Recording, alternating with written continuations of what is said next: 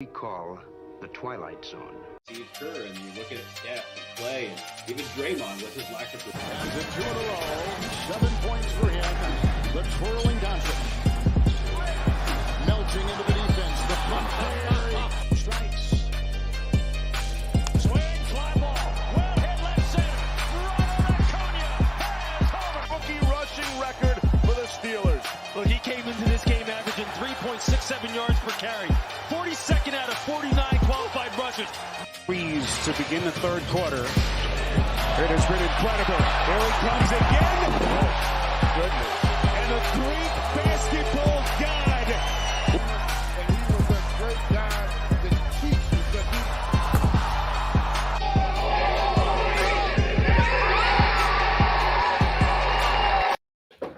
What is up, Rally Town fan? Welcome to the show. Does Acuna not just jack that ball? Is that just not a moonshot? Is that just not just get you absolutely rock solid when you see that? But welcome to the show. We've got Corey, Aaron, and Todd joining us tonight. Derek from Bring the Juice joined us a few weeks ago. He's back again. We've got a lot to talk about tonight, so we're going to waste no time and get into it. But first and foremost, Derek, how are you? How was the move to Texas? Give us some updates on just your life and what's going on. Yeah, Texas has been fine. It's definitely very hot down here versus the Middle East. I think where I was living at originally, it got to a high of 72. You say today. The Middle East? Yeah, not Middle East. Midwest. I guess I should be a little bit more clear on that. And then it was like 98 today in Texas. So it was very, very hot. So yeah, other than that, got a job and, still doing everything with the channel. Channel's numbers have been amazing since I moved down here. I think we've gotten like 1,000 new subs on the channel ever since I moved down here a month and a half ago. That's great. Yeah, so channel's been doing really well since the season started. Absolutely. Well, on the contrary, the Colts have seen some struggles this season.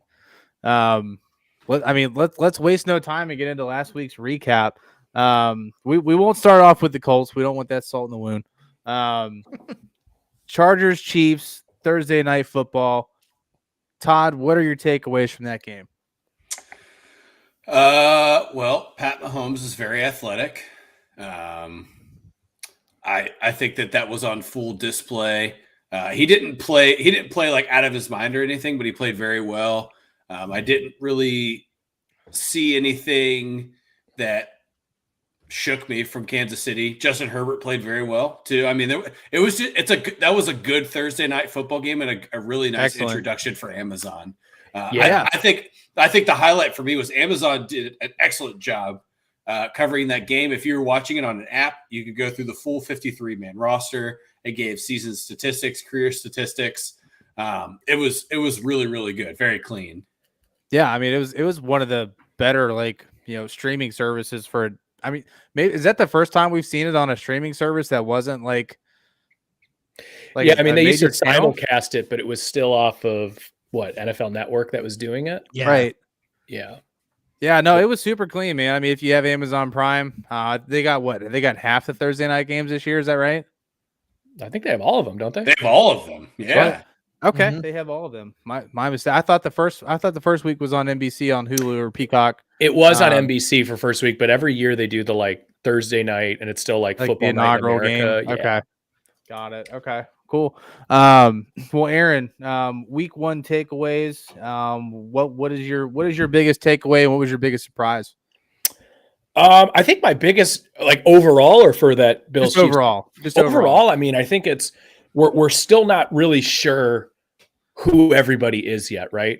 Before we jumped down here, we were saying, the Bills are clearly the best team, but we make the caveat of right now, right? So it was a lot easier before we added the 17th game where you can just view the season in quarters, which I still kind of do every 4 games. I'm still going to call a quarter of the season. So we're only halfway through that first quarter of the season. And, one of the things that is always evident are the teams that start, 2-0 are in a great position. Teams that are 0-2 have a lot of uphill battle to do. There's a lot of 1-1 teams out there as well that, we really can see which way it goes. I think one thing that really stood out to me was, I think a lot of people were pretty high on the Raiders this year. I think it's very tough to start 0-2 in that division and find a way into the playoffs. There's some divisions that have, less top end skill or, talent that you would be as worried about. So like Derek, for you guys at the Colts, 0-2, I don't think is a death wish as it would be in another division. But when you look starting, what was it, Giants, Jaguars, and now you go against the Chiefs, you're hoping you start, 2-0 or at least 1-1 in those, or, me as a Browns fan, when we know, our season starts, Panthers, Jets, those are games you just absolutely have to win. So I think there were a lot of games. It was just the crazy comebacks that really stood out to me the most. Absolutely. Last week was absolutely insane. Just wild. You had the upset with Miami over Baltimore. You had the Jets coming back 2 touchdowns in the last minute and a half of the game. And it was just, the Jaguars absolutely just dominated the Colts. It wasn't even close. The Jags always play the Colts tough. Derek, you probably have some better perspective on this. What are some things that the Colts need to do to turn their season around starting 0-2? Well, I definitely need to start with a shot here for this one because I had a long couple of days, and and I have to remind it, it's 0-1-1 technically, not. Oh, right, you're right. I'm sorry. That's right. Yeah, it's there like, it was the Texans. I felt like a loss, but at the end of the day, it's not. But I'll tell you what. We have for 10 years seen Indianapolis lose in Jacksonville. And that probably might have been the most embarrassing game that I've ever seen. Like I was talking about last year, like the Colts losing to Jacksonville the way they did last year. I was like, this might be the worst loss that I've ever seen in franchise history. This one tops it. And it's incredible to think that, I think what happened is it showed that this team has no motivation. They've got no motivation. They've got no real leadership. They're not coached well. They're not executing right. And, the front office obviously did not invest into the right assets to make this team better equipped.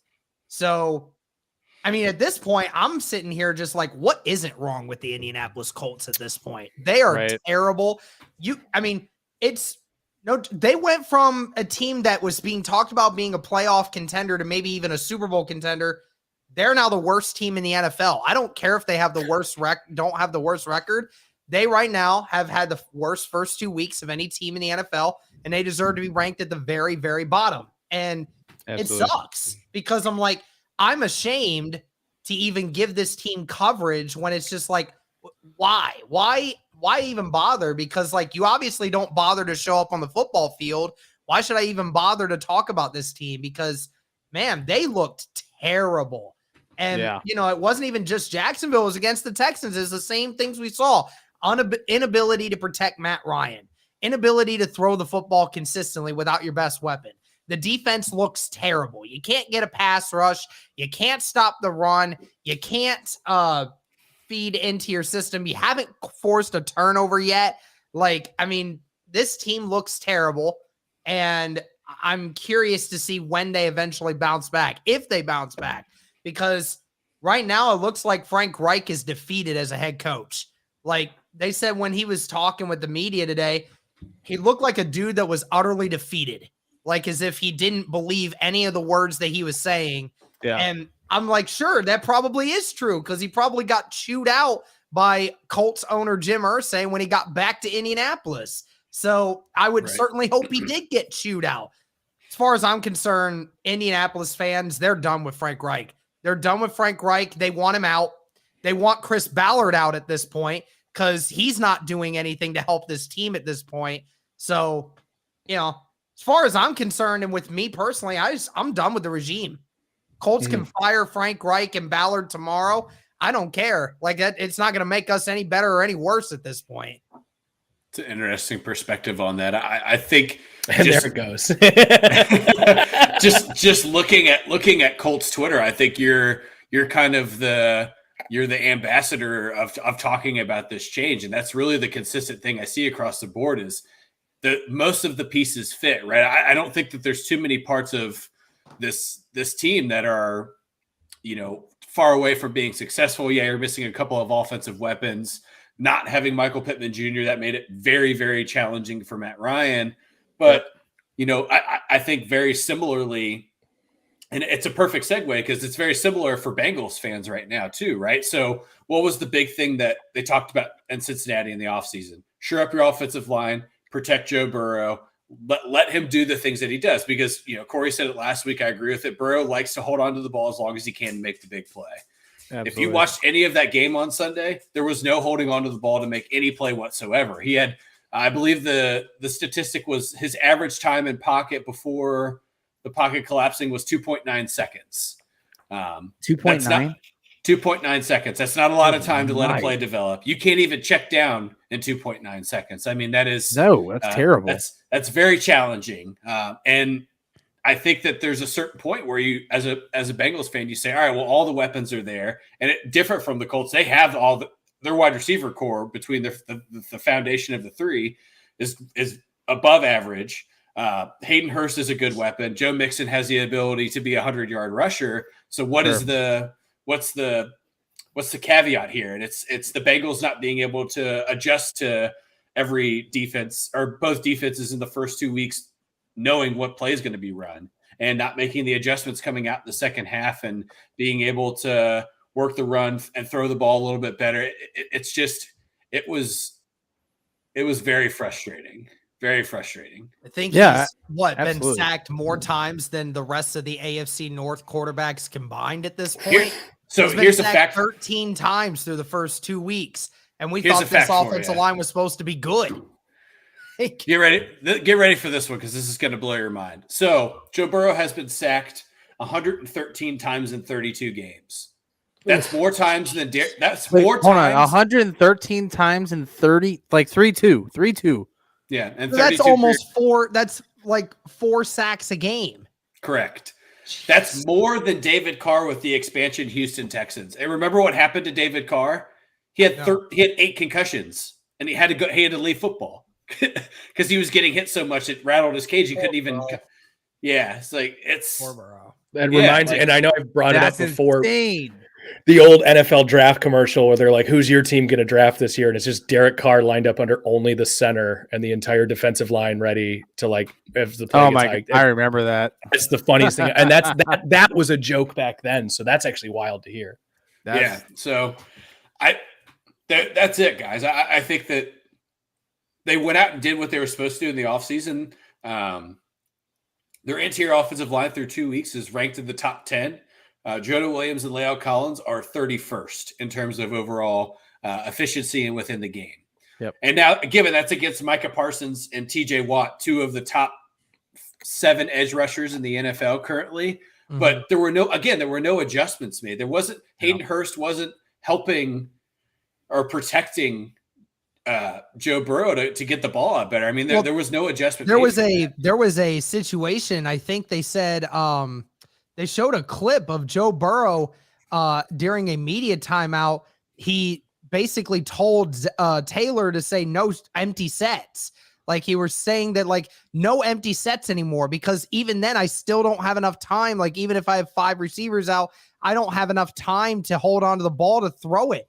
And sure enough, I think the next play they didn't go empty set, but he still got sacked. It's like, dude, what in the hell is going on? It's hard. It's hard to watch. I could have told people that La'el Collins is really not that great. I could have told somebody that y'all can get Mayan Heidi over La'el Collins. It's really not that great of a move, but I mean, apparently it's been worse than anybody thought.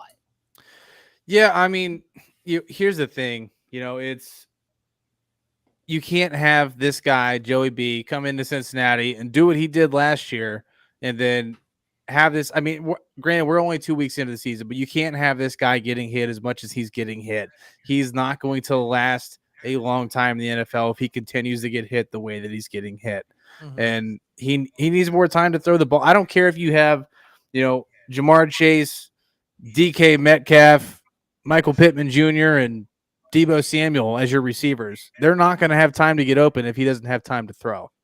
Doesn't matter who you have out there. So they got to figure it out. And I think it's just taking this offensive line a little bit longer to develop than everybody anticipated, because we knew there were going to be some challenges and, some struggles, but it's been a lot.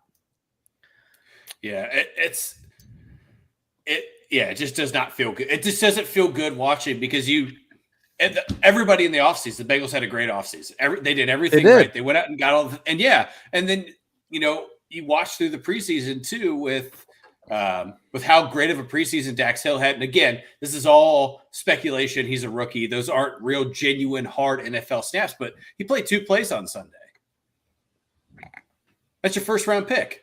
And you run a defense and you run a defense fit for that guy. He's ideal in that 5 defensive back setting, and you're not utilizing him at all. And you're putting Trey Flowers out there. It just doesn't make sense. Speaking of defensive players that aren't getting snaps, Isaiah Rodgers for the Colts had 3 interceptions last year, was bona fide our number 2 corner, easy. And so far this season, 0 snaps on defense. 0. I'm like, why? That makes no sense whatsoever. So he's not even in the rotation. He's not even been in the rotation. I'm like, this guy, this Gus Bradley guy obviously does not know what he's doing. Obviously doesn't, because the fastest guy on our team is not playing defense when he clearly showed you last year that even if he gets cooked, he has plenty of recovery speed in order to be able to catch anyone in the league. Like, you're stupid, bro. You're stupid. Like, I'm willing to fire Gus Bradley right now just off that. Like, that makes no sense whatsoever to have the guy who was easily your best corner last year sitting on the bench for no reason whatsoever, unless there's something going on behind the scenes that we don't know about. Well, I mean, which very may well could be, but at the end of the day, if you've got the talent, you're not too much of a head case that's making headlines. You should be on the field. Yeah, absolutely. Boy, this is a frustrated group right now. I don't have much positivity to add to this. This is the look of no dubs. My Steelers played like absolute dog shit again. They could not move the ball. Mitch Trubisky is not the answer. Todd, I've already forfeited that bet. Bobby, it's early and he's tapping out. There is no shot that Mitch Trubisky lasts until week 10. We tried to tell you this. There's no shot. Look, He's a game manager at best. It's kind of one of those situations. I don't remember him being this bad, though.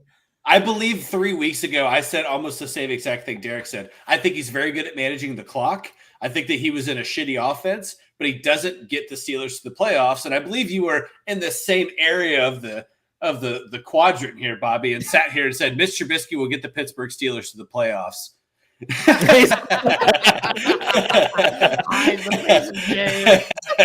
So look, it is what it is. If they want to win moving forward, they're gonna need to transition to Pickett. That's just is what it is. If they would have had Pickett in there last week, I believe we would have had a much better chance of beating the Patriots. The defense played well again, minus TJ Watt. The New England didn't get a lot going offensively, which I was really happy to see, even though their offense isn't, up to where the Bengals or, any of their future opponents are going to be. I just don't really have that belief in the Pats, but to see that they can still have success without TJ Watt was nice to see. But at the end of the day, it all comes back to offense and how we can move the ball, how we can keep the defense off the field and keep them fresh. And A, they don't trust Trubisky, or B, he's just not that good. And I'm leaning towards B, and probably a little bit of A too. But they got to get somebody in there that can move that ball. He's got the weapons to do it. He doesn't. The receiving core is solid. Najee Harris, he's definitely a great player. The O-line's not that bad. We just need somebody in there that can actually make some plays, and it's not Trubisky. And I'm man enough to admit that I was wrong. It's just strange because, his stock rise by not playing last year. You know what I mean? Like, that's never a good sign. Mm-hmm.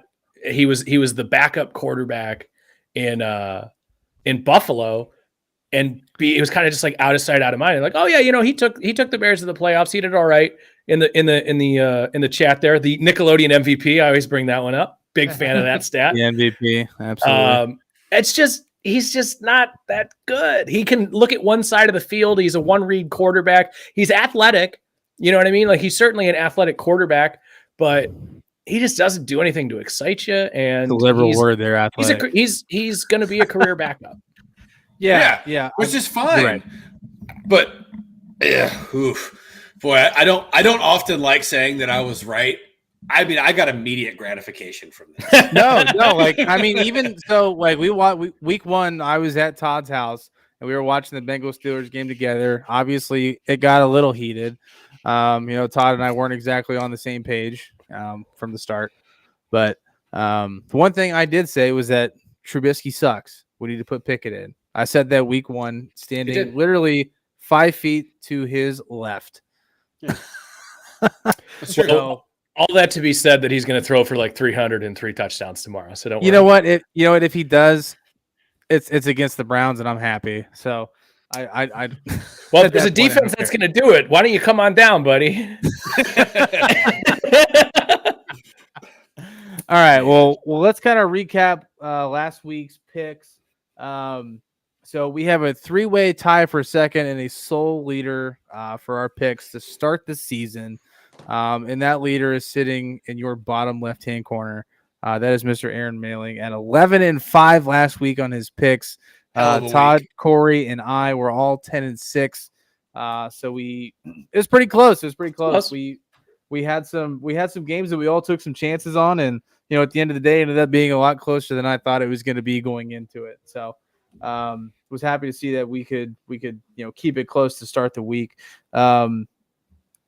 Derek, what was your biggest shock outside of the Colts from week 2? What was your biggest shock? What was the game that just like blew your mind? It blew my mind. I'm gonna say the way the Dolphins played. I mean, yeah, I'll be honest. I figured that could be a game, but Tyreek and Jalen Waddle made history in that game. I mean, they're the first pair of teammates in NFL history to have 150 reception yards and 2 touchdowns each in the same game. So, I mean, that's insane. It's insane. What a stat. It went to show you, like, their speed kills. And it reminded every single person that, hey, the Dolphins are a team to be reckoned with. Like, if we needed anything to prove the Dolphins are a legit contender, they proved it already. So, yeah, I mean, those are 2 of the toughest receivers in the league to guard just because of how fast they are. Like it was like watching Tyreek Hill just burnt every single DB on every route. It wasn't even close. Yeah. Well, Baltimore's also they're getting into a similar scenario they were last year. They've already had 3 defensive backs ruled out, 2 ruled out for the season, 1 ruled out on injured reserve. So it's just it's the MO of Baltimore of the last couple of years. Their secondary goes down. They throw out a practice squad secondary. Every above average passing quarterback should throw for 300 plus against Baltimore right now. yeah. Well, Bobby, I owe you a $20 charity bet, as we did the. I said Trey Lance was going to have more fantasy points than Tua did. I would have rather that had been a fair fight, because obviously he went out the first drive. It didn't matter. He could have played 6 quarters. He could have played 6 quarters. It's true. I mean, Tua put 4 touchdowns up in the 4th quarter, right? Yeah, probably the only. He threw for 6. Yeah, I'm like one of the only people in the country who managed to start both Tyreek and Waddle last week, so I was pretty happy anyway. I had Waddle and I still freaking lost. I had both. It was fantastic. Waddle and I still freaking lost, bro. Jeez. That's a tough week. Your opponent either put up a lot or the rest of your team didn't do anything. Bro, you know what? The crappy part is with my fantasy, and after this year, I'm done with fantasy forever, because I have the literal I said the same shit when it comes to fantasy. I have Mike Evans on one of my teams. He's suspended for another week, and he did crap last week. I'm the only person I feel like in the entire world that had first week had the best performer of any player in fantasy all week, still lost both weeks. Waddle had 40.5, and Jefferson had 42.5 last week. I still lost that one too. So Jesus. I'm done with fantasy. I love that it's week 2 and he's like, fuck it. I'm done already, man. No. I'm sick and tired of having one guy outscore all the rest of my guys in fantasy, man. I'm tired of it. Yeah, no, I feel your pain, man. So in this super flex league, my 3 quarterbacks were Derek Carr, Tom Brady, and Matt Ryan, and collectively I got 3 touchdowns from all 3 of them. So if that tells you anything, I had Tua and Tyreek Hill just for what it's worth. Yeah, you fucking slapped some cheeks. I beat the guy I played by 135 points. Yeah, it's an insane league. All right, well, fantasy aside, jaded things aside, we are on to week 3 as of tomorrow. No, before we do, I got to rant about the Browns collapse. Yeah, let I have to touch on this because Aaron, the floor is yours. We've scored 28 and 30 points with a backup quarterback, and we're 1-1 off of a miraculous kick. This is, when you put up those amount of points with a defense with the names that they have, you should be 2-0. They should be 2-0. They went up 2 scores with less than 2 minutes, no timeouts. That's it. You give up a chunk play and you lose an onside kick, and they still have to go the length of the field to score. And you still had time at the end, and you throw a pick at the end. I don't really blame Brissett for that. Brissett played absolutely fantastic. One of the things I just want to touch on before we go into week 3 was a comment by Myles Garrett after the game. Rightfully so, the Cleveland Browns were showered with boos from the hometown crowd, that half of whom had left the stadium to beat the traffic because you're like, 2 scores. It's Cleveland. You got to stick around for that shit, though. I can tell you that firsthand. So I understand that we're not exactly a fan favorite amongst the league anymore. Rightfully so. I've been very vocal on this podcast about how much I did not want Deshaun Watson, but I have no control over any of the moves that the front office or the ownership of my team makes. But Myles Garrett after the game basically chastises the fans for booing them, saying, we need you guys to stay with us. And I'm sorry, but when you mortgage the future like that and you bring in a player like Deshaun Watson, you lose every single fucking right to be the lovable losers, to be the, woe is me, where, people in Cleveland still love us. Absolutely fucking not. You have signaled yourself that we are a win now team with the roster that we have. We've given up all of these picks to say, you know what? To hell with them. We just want to win. And you go out there and throw out a fucking turd like that in the last 2 minutes of the game is embarrassing. The only people that have shown any form of, accountability were Amari Cooper, who had 9 receptions, 100 yards and a touchdown. Nick Chubb, who had 3 touchdowns, saying, I should have went down at the end of the game. Absolutely not, Nick. That is not your fault. Not your fault at all. No. And no. It's just completely disgusting. And already the Browns— That's leadership, though. Like, exactly. Those guys are true leaders. 100%. But nobody on the defense is taking accountability outside of Jeremiah Owusu-Koramoah. And he's a dog. But point is, they've already called a players only meeting, and it's week 2. That is your one time. You can do that one time a year. That is the break glass in case of emergency type of thing that you hear. And we're already in week 2 and they've done it. They needed to start this year 3-1 at a minimum to give themselves a chance at the playoffs after week 11 when Watson comes back, or week 12 because of the bye week. And frankly, Derek, I feel similar to you as I do with me. I'm losing faith in Kevin Stefanski. I'm losing faith in, the front office. Not so much the front office as much, but the coaching staff. It's just an absolute fucking joke. Yeah, absolutely. We had a comment come in from Joe.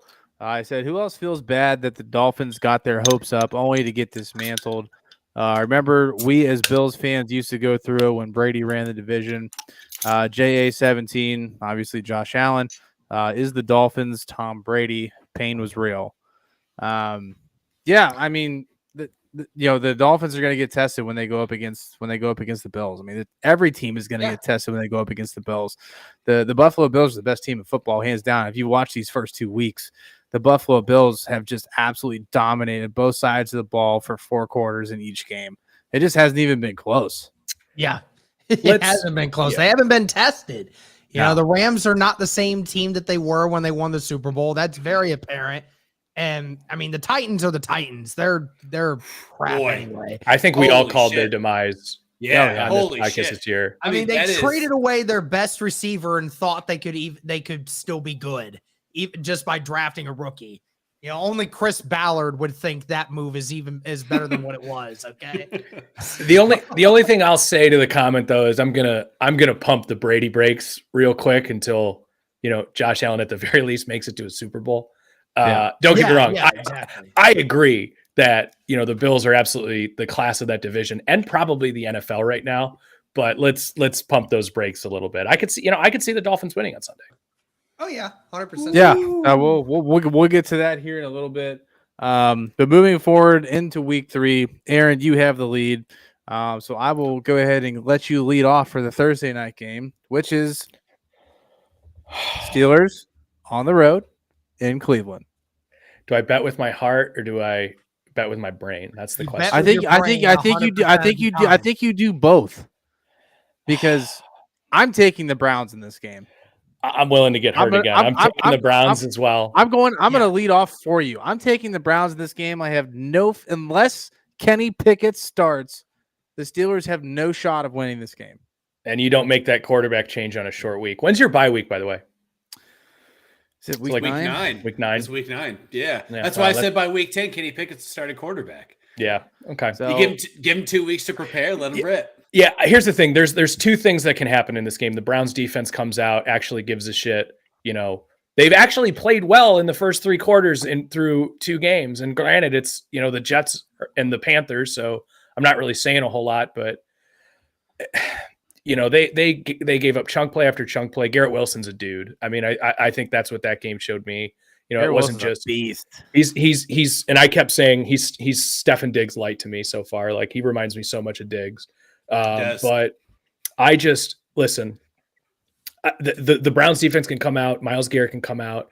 They can put out a showing as long as the offense keeps playing the way that they're doing. If Chubb and Hunt continue to do what they're doing, but I can already predict what's going to happen. The defense is going to show lights out and the offense is going to fall apart. It's just going to be the switch of the inverse. I guarantee it. I'll still take the Browns though. Right. Eric, who you got? I got the Browns in this one as well. Like we stated at the top, like the Steelers just don't have any great offense right now. Their only offense right now is finding Najee Harris in the backfield, and the Browns have already established up front that they can handle that. And the Browns, they've been able to move the ball relatively well, even with a backup. They put up 31 points last week. Yeah. I mean, they've been putting up points, man. I mean, regardless of not having Watson, they've still been able to put up points. And, it's because their running backs are excellent. And, they're without their best defensive player too. So, the Browns should win this one. Yeah, absolutely. Todd. So I'm definitely taking the Browns. I'm not gonna waver against the Steelers winning less than 7 games and say that they're gonna win in primetime on Thursday night.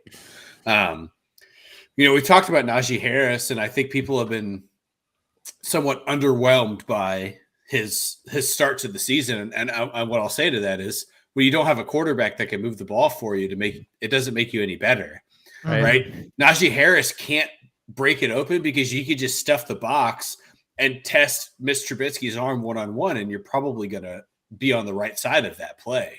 More times than not. Yeah. I think for right now, until Trubisky has a big game, I'm taking anybody playing against the Steelers until Trubisky shows me he could throw the ball in the end zone. Yeah, absolutely. I mean, the Steelers, the only reason they scored over 20 points in week 1 is because of the defense. Because of 5 turnovers? Yeah, the 5 turnovers. The defense had them in great spots. Defense also scored a touchdown. It's just the defense was just absolutely lights out. And not to say that they weren't last week, but they didn't have the turnover production that they did week 1, which would have been insane to replicate. But I don't have any faith at the quarterback position as long as Mitch Trubisky's at the helm. So last week I bet with my heart. I thought it was a good pick.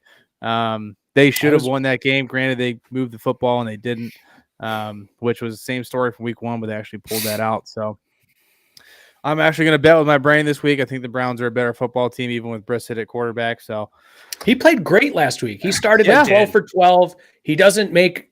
Here's the thing: the Steelers are going to win this game if they can convert turnovers.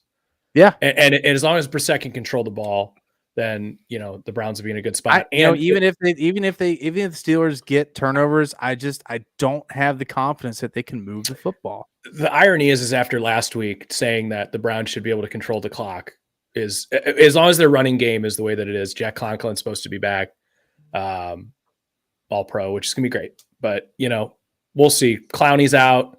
I don't trust the defense at all. but it's going to be the immovable object see. scenario here of how bad is the Steelers offense and how bad is the Browns defense. We'll find out tomorrow night. 1:00 games for Sunday.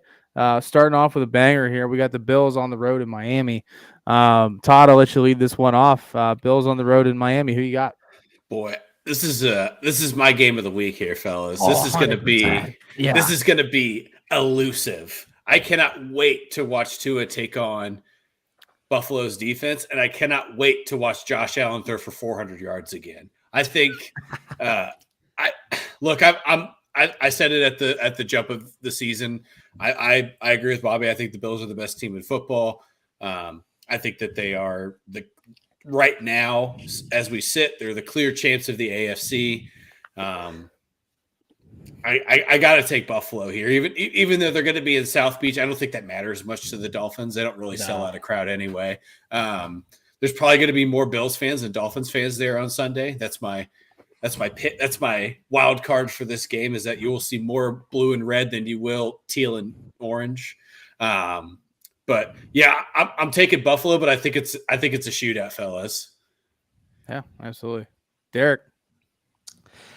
Well, the Dolphins will definitely get a really big challenge here, and this will be definitely the strongest challenge that Buffalo has had so far.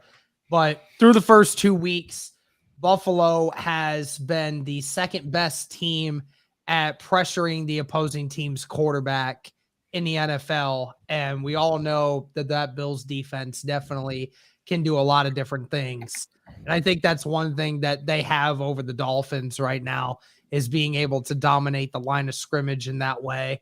And this is like a logical reason why I believe that the Bills will win this. When it's generally speaking, when you have an emotional win, like what the Dolphins just had last week, where they weren't supposed to win, but they poured all their heart into winning that game. Ultimately, the next week, you kind of get humbled a little bit, and you normally play a lot more flat than what you did when you ended that last week. So I think that even though this could definitely still be a shootout, because the Bills defense definitely going to have their hands full trying to guard Waddle and Hill. But I just think the Bills will get a few more stops by getting a little bit more pressure. And I just think the Bills just right now offensively, even with their offensive line issues, still Josh Allen and Stephon Diggs are just on another level right now. And they haven't really been tested yet. So I think the Bills will win this one in a close one.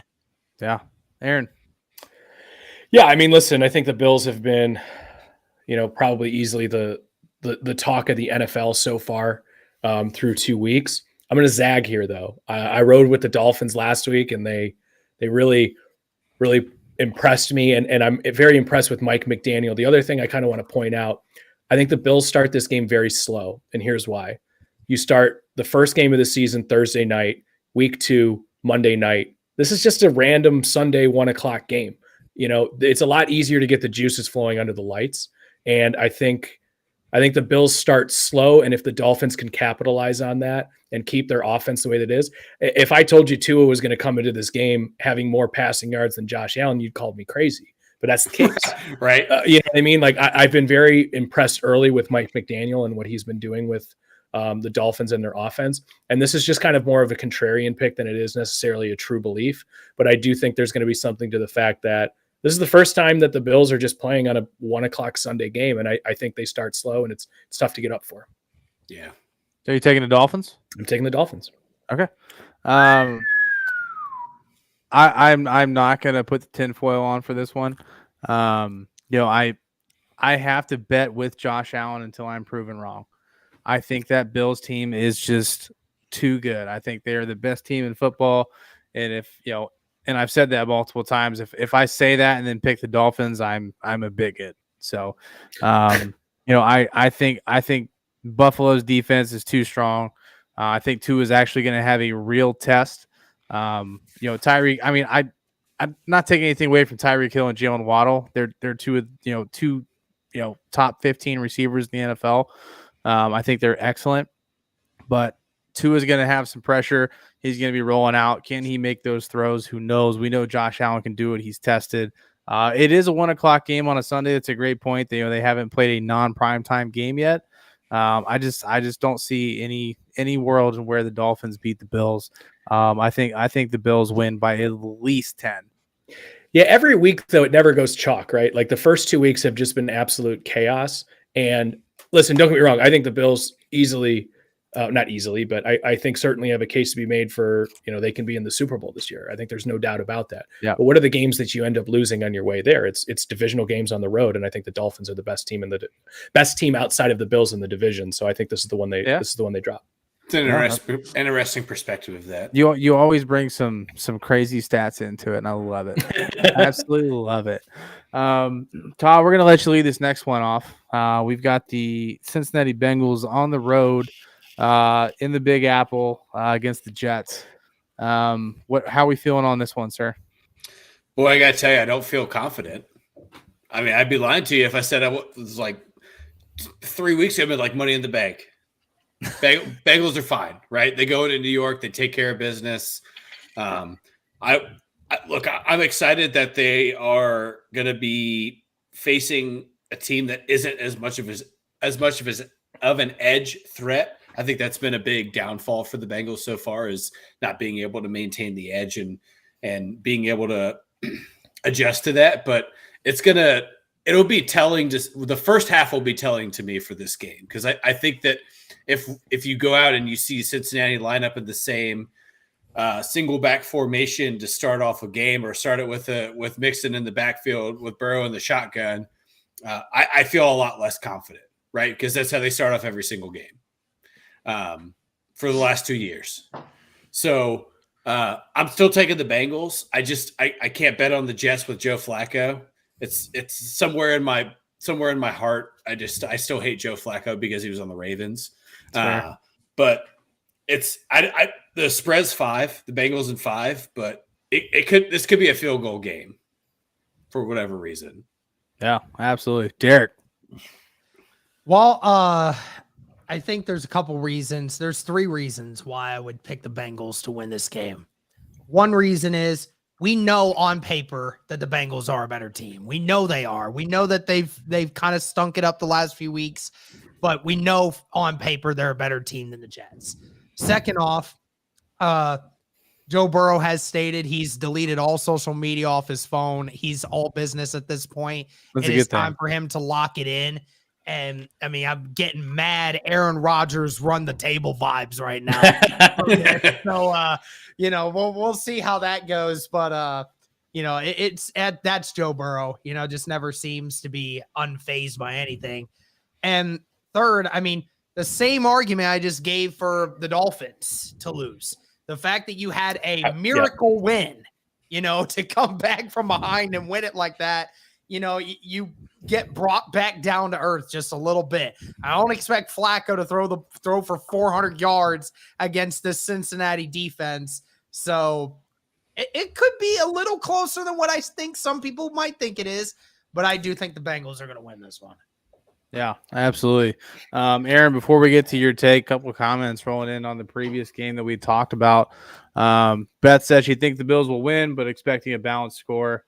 And also asking, have you met Josh Allen? Josh has no slow button. I have not met him. I'd love for him to come on the pod. If you're listening, you're more than welcome. If somebody could fucking pull that off, you will have a lot of gifts from us. Mike said he agreed with Beth. Bills are the best team. Think they'll win on Sunday, though the Dolphins do seem to have an improved team since last year, which they have 100%. Oh yeah. The Dolphins year over year, they are tenfold better than they were last year, 100%. The team that won 7 games in a row too, if I'm not mistaken. They won their last 7. Absolutely. Yeah, they went on an absolute tear. But Aaron, back to the Bengals Jets. We've got Todd and Derek with the Bengals. Who do you got on Sunday? Yeah, I mean, listen, it's week 3, and this is already looking at the end of the season for the Bengals here, so they better hope they win. You don't start 0-3 and then come back and win the Super Bowl. And don't get me wrong, I talked a little bit before the season started about a little bit of regression from the Bengals. because of whether you want to call it a Super Bowl hangover or something like that. But I thought they honeymoon phase. Yeah. I mean, I said, I think the pendulum comes back a little bit this season just because I think they took an overstep last year. I still think they're in the progression of a young Joe Burrow where you kind of see teams kind of make that climb. And it's like they jumped to the top shelf and their fingers are slipping a little bit. And I didn't think I was going to see it this early, especially when you see them go up against, the Cowboys without Dak Prescott. You just kind of penciled that one in as a W, and I can't believe it went the way that it did. All of that to be said, I'm absolutely taking the Bengals here. Derek, you brought up the exact point I was going to make. I was going to even refer back to what you just said with the Dolphins as well. The Jets certainly played up to what I think they should have last Sunday, but I just don't think Joe Flacco is that guy anymore. But I will say Joe Flacco is much better for the development of Garrett Wilson than Zach Wilson would have been at this point. He's a pro that gets his guy the ball where he wants, where he needs it to be. Zach Wilson is just kind of a guy who's still trying to figure it out on his own, not necessarily trying to get his young guys the ball where they want. I think it's a little bit closer than people think. If it starts slow for the Bengals, I would be very worried, but I actually think the Bengals come out guns blazing, knowing that, it's week 3, but this could be the season already. Yeah. I mean, this is a must win for the Bengals. Week 1 was an absolute heartbreaker. Even on my side of the ball, I thought we lost the game twice, and somehow we pulled it out. Last week, I was telling Todd the entire week, I was like, man, this is a pencil. Like, they've got this. And he's like, dude, I'm not gonna believe it until I see it. And then it didn't happen. I was just like, holy shit. Like, what the hell is happening? I don't see that performance happening 3 weeks in a row for the Bengals. I just don't. There's too much talent on that team. I don't believe in the Jets pass rush as much as what the Bengals have seen in the first 2 weeks, as Todd has alluded to, prior to us making our picks. I think they feed the ball to Mixon, and get him going early. And then you see Jamar Chase and T. Higgins and those guys and Tyler Boyd just get it going, early as well. I see a very balanced game for the Bengals. If the Bengals don't win this week, I will be absolutely blown away. Absolutely blown away. If the Bengals don't win this week, Zach Taylor should start feeling very concerned about how comfortable he is in Cincinnati. Oh, I mean, he should lose his job if they don't win this week. I would be fair. I'd be okay saying that. Between Todd, myself, and Derek, we're already starting to think about Mr. Sean Payton, I think. Yeah. I've already penciled a letter to Sean saying giving him 13 reasons why Cincinnati's the place to go. Oh yeah, I did mine in pen, bro. I met Sean Payton, okay, so we have that connection. You gonna listen to me first. Hi, I'm Derek. I have a huge wiener. No, I mean the Bengals should win. You said the spread was 5. 5, yeah. Yeah, 5. I want to say the Jets covered, but the Bengals win. I think it's going to be a close game. I think it's going to be a close game, but I think the Bengals pull it out. We'll see, though. We'll see. Stranger things have happened. Next game on the docket, we've got Derek Carr and the Raiders on the road in Nashville against the Titans. Derek, I'll let you lead this one off, brother. 2 0-2 teams right here. I think right now, I'd have to pick the Raiders. Titans, as of right now, are just a massive dumpster fire. The Raiders are a couple plays away from being 2-0 right now. So, they've been in close games and they've had a couple of missteps. I think they come out in this game really ready to fire. And I think that offensive weaponry they have right now is just going to be way too much for that Titans defense. And I think the Raiders defense will get some pressure on Ryan Tannehill, especially if we don't know about the status of Taylor Lewan on that offensive line as well. So he did go out early last week with a knee injury. Yeah, I don't remember what it was. I know it's a knee injury. So I'll give it to the Raiders here. Yeah, I agree with you. I think that's my biggest question mark is if Taylor Lewan doesn't play, that really impacts Derrick Henry because that's his guy that you put your hand into the back to and just let him go to work for you. Oh yeah, for sure. And Ryan Tannehill doesn't have the ability, number one, as a quarterback, and number two, the additional offensive weapons. If they go down 14-0 quick, they don't have the ability to come back from that. They don't have the guys around them to come back from that. Now, Treylon Burks he played good last week. He showed some small glimpses, and a lot of that was garbage points against Buffalo. So take that for what you will. But Derek's right. Tennessee, Nash Vegas is in fuego and in a bad way. Like, shit's on fire. Nobody has a hydrant to put that thing out. Like, I feel bad for Titans fans because you look at Titans Twitter and they're kind of saying the same thing we started with. Is like, is the front office the problem? What are we doing here? We didn't do anything to get better offensively. Is this a front office decision where we just kind of blow it up and start over? Yeah, I mean, they could be potentially wasting one of the best running backs to ever do it, one of his career. You know, I mean, the fact that they haven't been at least in a Super Bowl with Derrick Henry, and personally, I think that's a travesty. Derrick Henry is one of the best to ever do it. He's had, almost record-breaking seasons multiple times. He's a beast, and the best that you can do is Ryan Tannehill. Like, I don't believe that that's, anything to do with, the team itself. I think the front office has some questions to answer there. They thought Mariota was the guy. Mariota wasn't the guy, and he's obviously playing for the Falcons, and, they're having a great season so far. And I push back on that a little bit, though, because who was the last elite running back that won the Super Bowl or was even in the Super Bowl? It really doesn't happen like that. Having a great running back is that's true. You're right. Fantastic and helps out, but it really doesn't put you over the hump like a quarterback or even a receiver or a defensive end or cornerback. Though, running back is great, but there's a reason that NFL teams have gone away from paying them, and typically the teams that do end up kind of regretting that in the half part of the second contract. So, right. I hear what you're saying. Don't get me wrong, Derrick Henry's a beast, and I feel like we've all been waiting for his demise for the last couple of years just because of the tread on the tires. And that's just my long-winded way of saying I'm also taking the Raiders. This isn't really a game I'm super. I'm taking the Raiders too. Sorry, I didn't get to that, but I don't.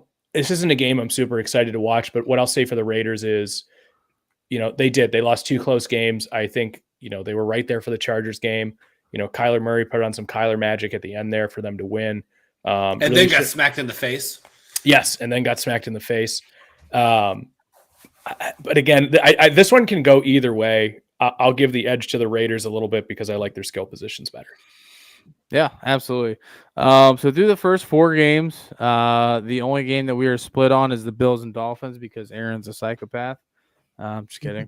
I got told that There's last week. More, I think, here in the next couple. I was going to say the next game we are definitely going to be split on 100%. But first, a comment from Mike. He said, "Do you think the Bengals are a legitimate threat to the AFC crown this year? Personally, think it would come down to the Bills, Chiefs, or the Chargers. Though I can't ignore the Bengals' run last year." Mike, I think we addressed your comments a little bit earlier. But Todd, resident Bengals fan, what is your take on this?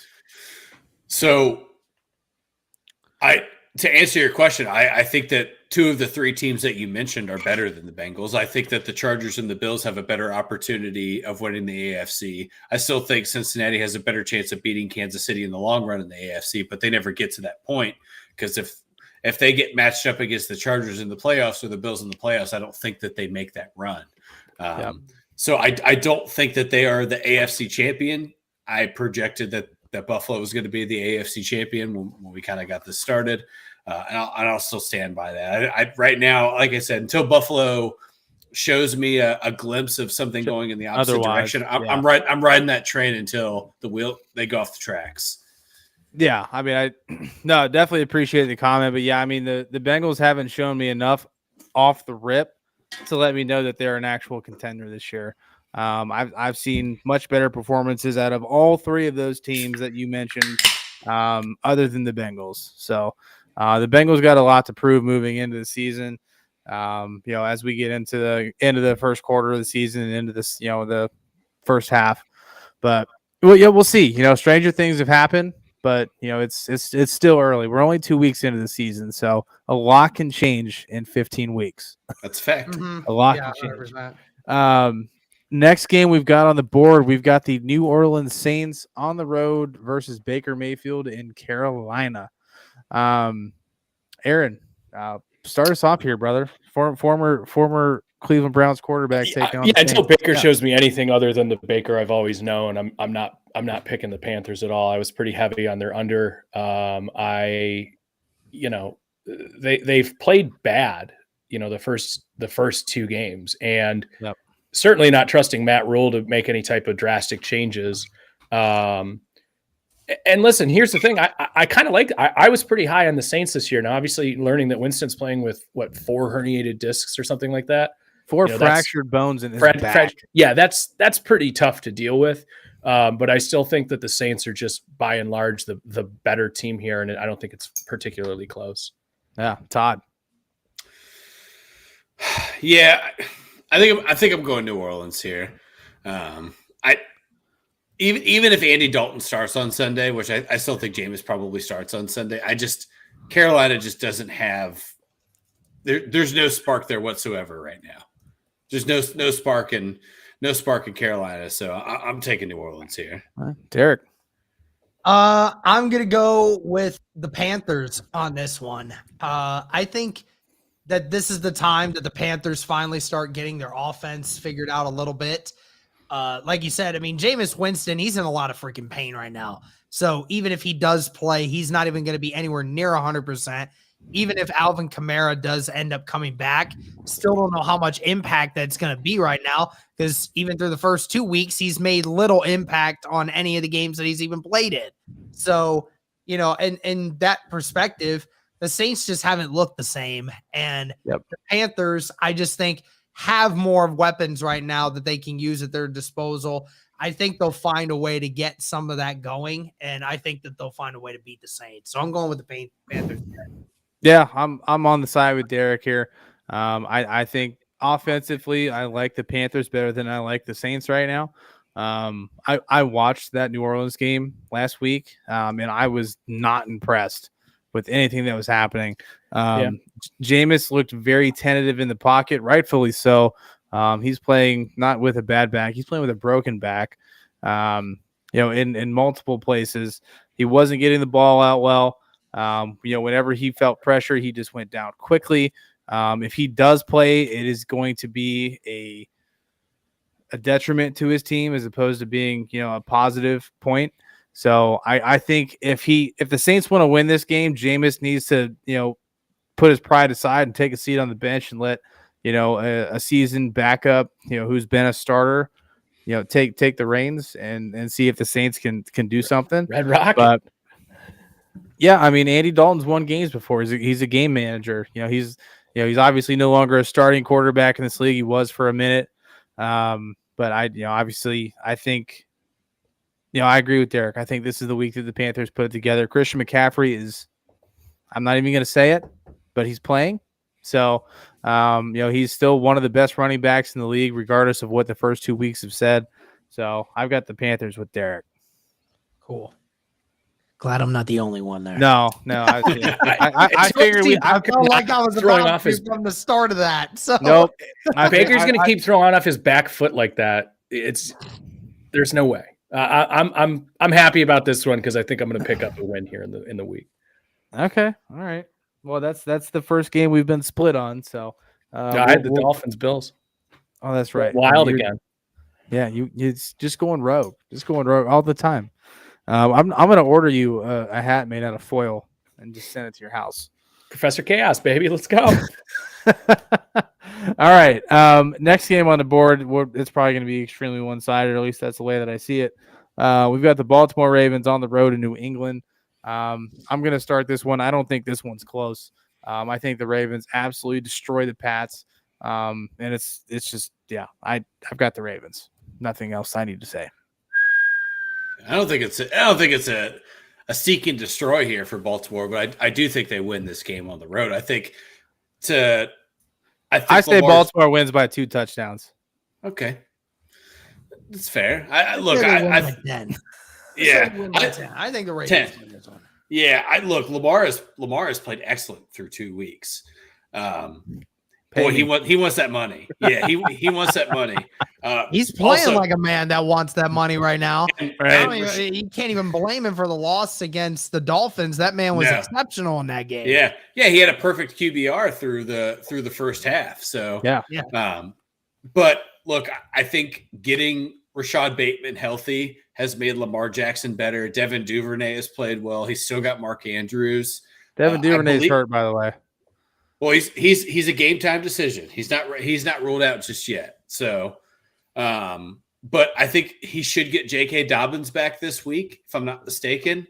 This will be week 1 for J.K. I think we've seen what he has the ability to do as a running back, and I think that makes Lamar Jackson even better. It makes Baltimore's offense faster, and it allows Lamar to not have to put so much pressure on himself to get out of the pocket and run. So.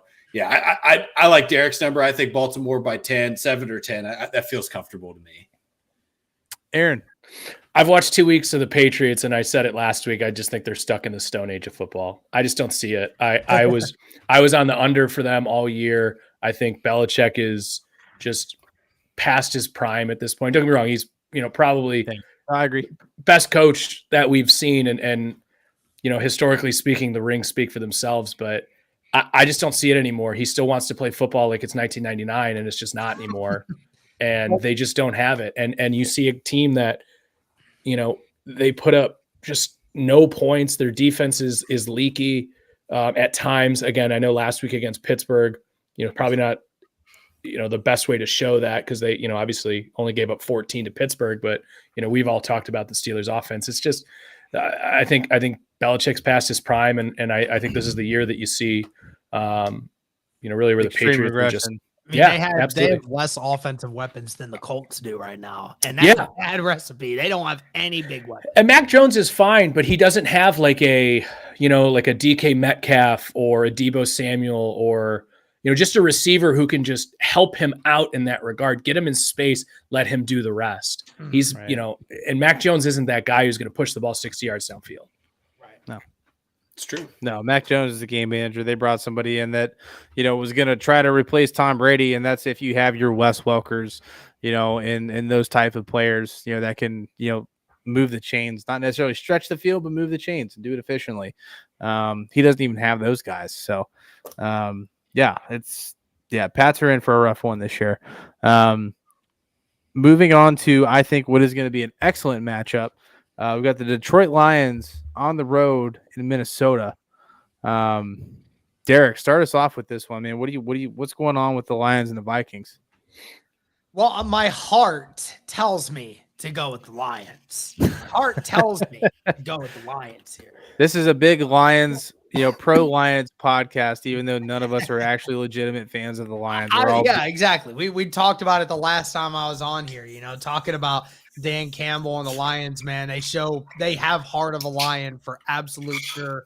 Yeah. I mean, they play really freaking hard. And I mean, 1-1 to most people doesn't seem like much, but I mean, the Lions already feel like they're a completely different team than what they were last year.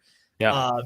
But right now, my head says go with the Vikings here. I think after getting embarrassed by the Philadelphia Eagles last week, I think, and especially since we know this isn't a prime time game anymore, that Kirk Cousins is going to actually show up this time. 1 o'clock on Sunday is Kirk's prime time. Yeah, exactly. I think that Jefferson and that offense will finally get going again. I mean, the Lions have been good, but their defense has not been good throughout the first 2 weeks. They're giving up an average of 30 points a game. So I expect the Vikings to continue to do the same thing they did from week 1 against the Packers.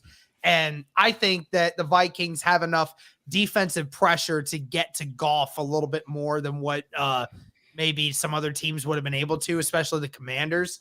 So I'm going to go with the Vikings here by a touchdown. Todd.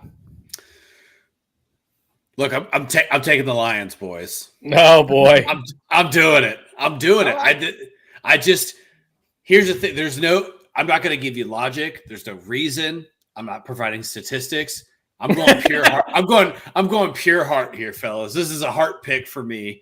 I'm taking the Lions. I know Kirk Cousins historically actually plays the Lions the best within that division. That's because the Lions have been the worst within that division for quite some time. But Derek's right. Their defense, that defense is spotty at best. Still, there's still some missing pieces to that puzzle. But I think there will be a lot of points on the board in this game. That's what I think is going to make this game exciting. It is going to be very high scoring.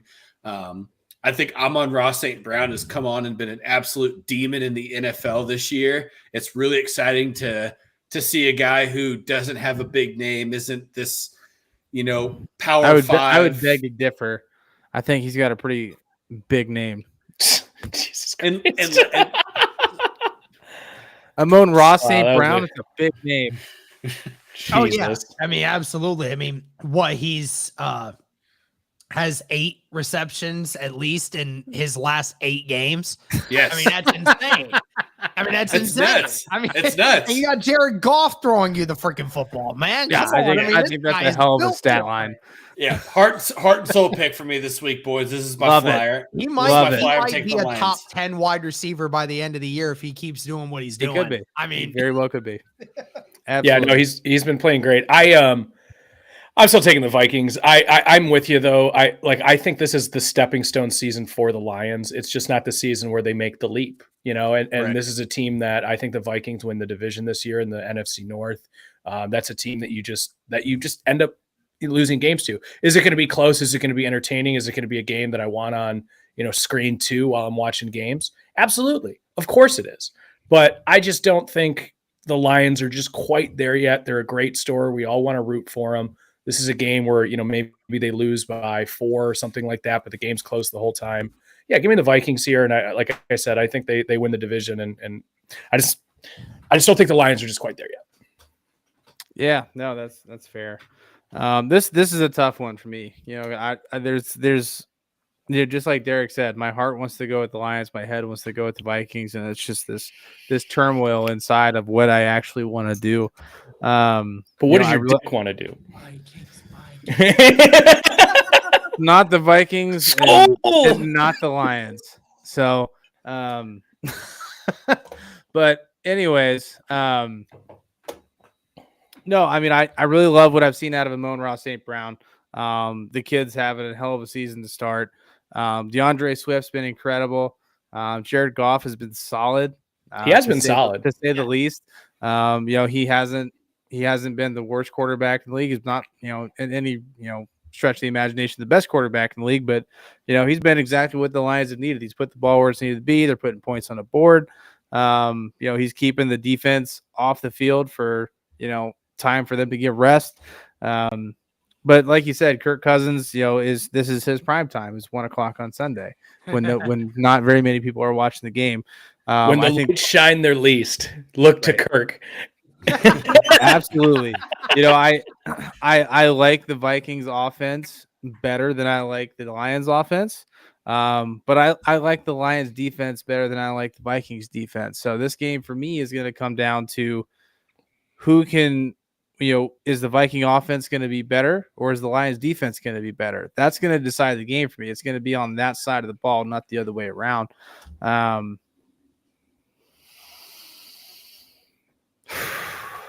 Going with the Lions. Let's go. My man. We'll let Corey decide the tiebreaker here. All right, sorry, writing it down. All right, moving on. This one is not even close for me. We got the Eagles on the road versus the Commanders. Jalen Hurts coming off an absolutely dominant performance in primetime. And I mean, Aaron, what do you think about Jalen Hurts? Like, what's the prognosis for the Eagles this season? Yeah, I mean, I think everybody knows about Jalen Hurts because he's been that guy who's solid fantasy quarterback that doesn't actually necessarily help you win on Sundays, or at least that's what it's been the last 2 years or year and a half, really. I think he's really shown something this year. I mean, I really, really like what he's doing. And I mean, what we saw on Monday night was very impressive. And for somebody like myself, who's very high on the Vikings this year, to see the Eagles just, take over that game the way that they did, I don't, there's no chance here for a Carson Wentz revenge tour or anything like that. Wentz has actually played okay so far this year, at least in terms statistically, but they got some interesting things going on at receiver. Antonio Gibson's demise was probably greatly exaggerated. I just don't necessarily. The Commanders have some good pieces on defense. Obviously, we know Chase Young's still out. So, listen, the Eagles. You're taking the Eagles. Yeah, I'm taking the Eagles.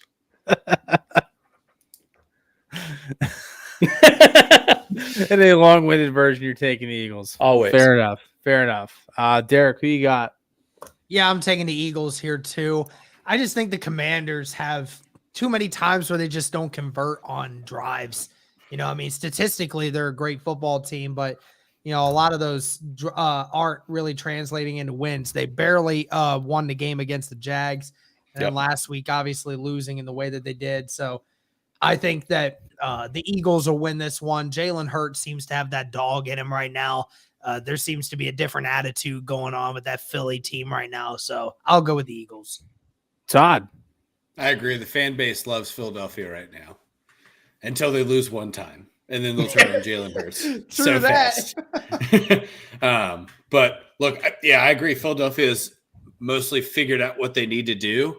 That tandem in the backfield between Gainwell and Sanders seems to be very complementary to what Jalen Hurts does. And I think that we're going to see Philadelphia win a game very handedly in Washington, and nobody will even talk about it more than we've talked about it tonight. They can't. Sure. You can't lose a game to Carson Wentz. Not if you're the Eagles. You can't. Yeah, right. You will get laughed at of Philly so fast. Fall apart. The city will fall apart. There'll be riots in the streets. That's true. That's a fact. All right. Well, we all four had the Eagles over the Commanders, which that should be a lock for the week, chat. So if you're in a Survivor League, I would probably take the Eagles if you haven't already. Moving on to the Indianapolis Colts and Derek Largers, just lifeblood. The Chiefs are on the road, Lucas Oil Stadium versus the Colts. Derek, give us a breakdown. Chiefs. That's all the breakdown you need. That's it.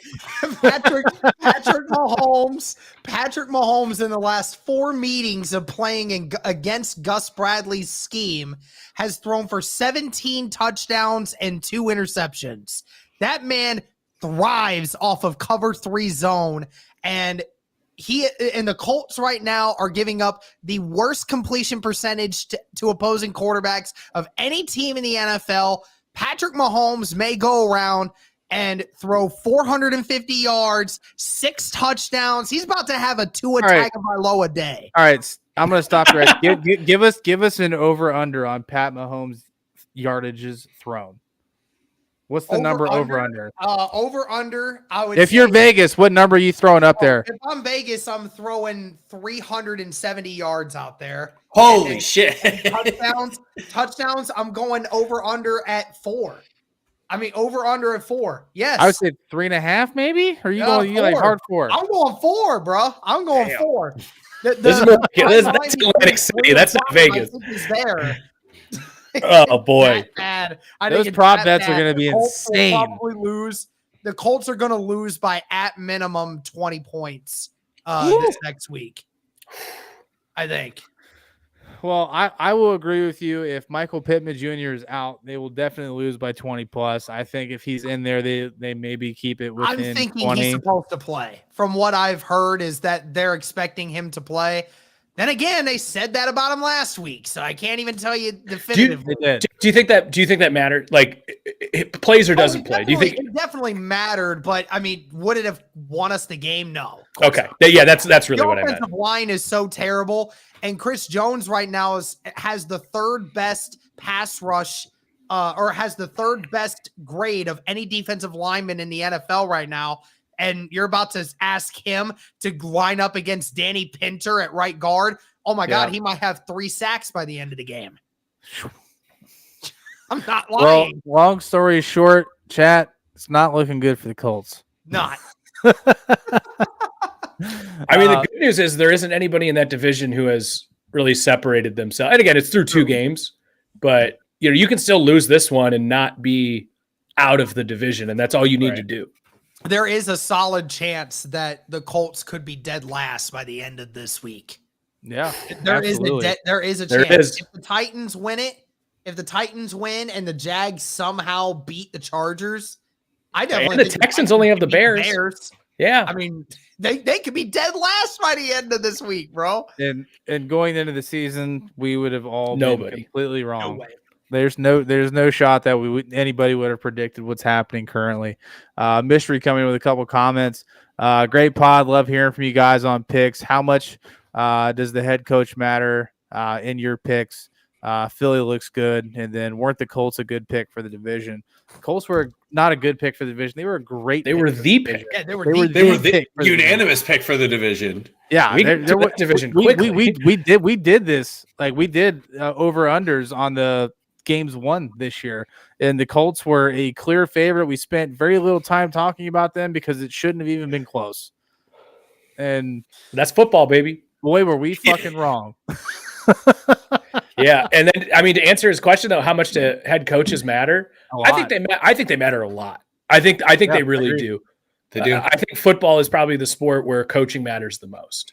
I think. I mean, we stated it from the jump, right? You're looking at three guys right here in this backwards L, where we said that if week Sean three Payton, doesn't go in this way, we're all writing handwritten letters to Sean Payton in our blood. So, I mean, it's gone from pencil to ink to blood now, guys. It's pretty serious.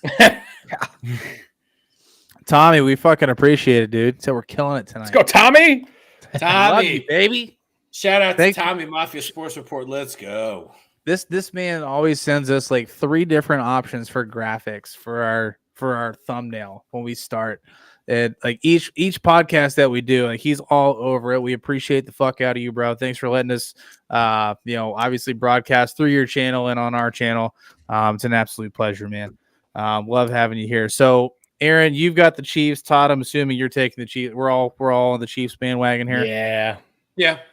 Okay. Yeah. Let's just move on. Yeah. I mean, in September.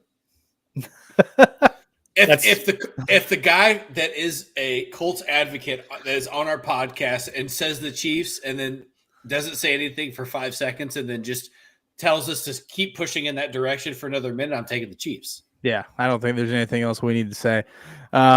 This next game might have a split though. We in 2 teams that we have previously mentioned in less than 2 minutes. The Houston Texans on the road in Chicago. This is going to be a crap shoot. What an absolute dumpster fire of a football game. This might be a game to watch just for the sheer fact that it is a complete dumpster fire. This is that game on Sunday that's over while all the other games in red zone are still like at the end of the third quarter. Yeah.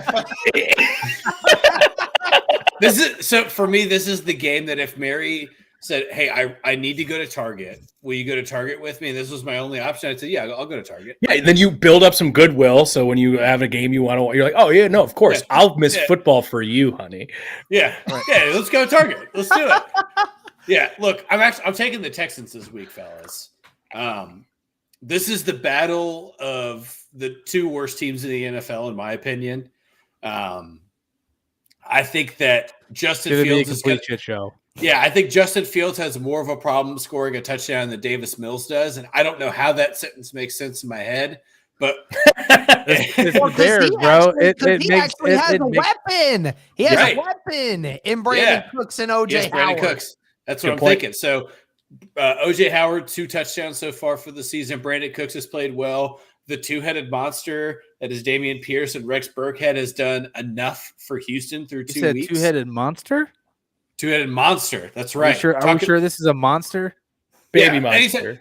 Anytime a Cornhusker comes up in a conversation, it's a monster of a tandem. So okay. Well, that sentence didn't make any sense.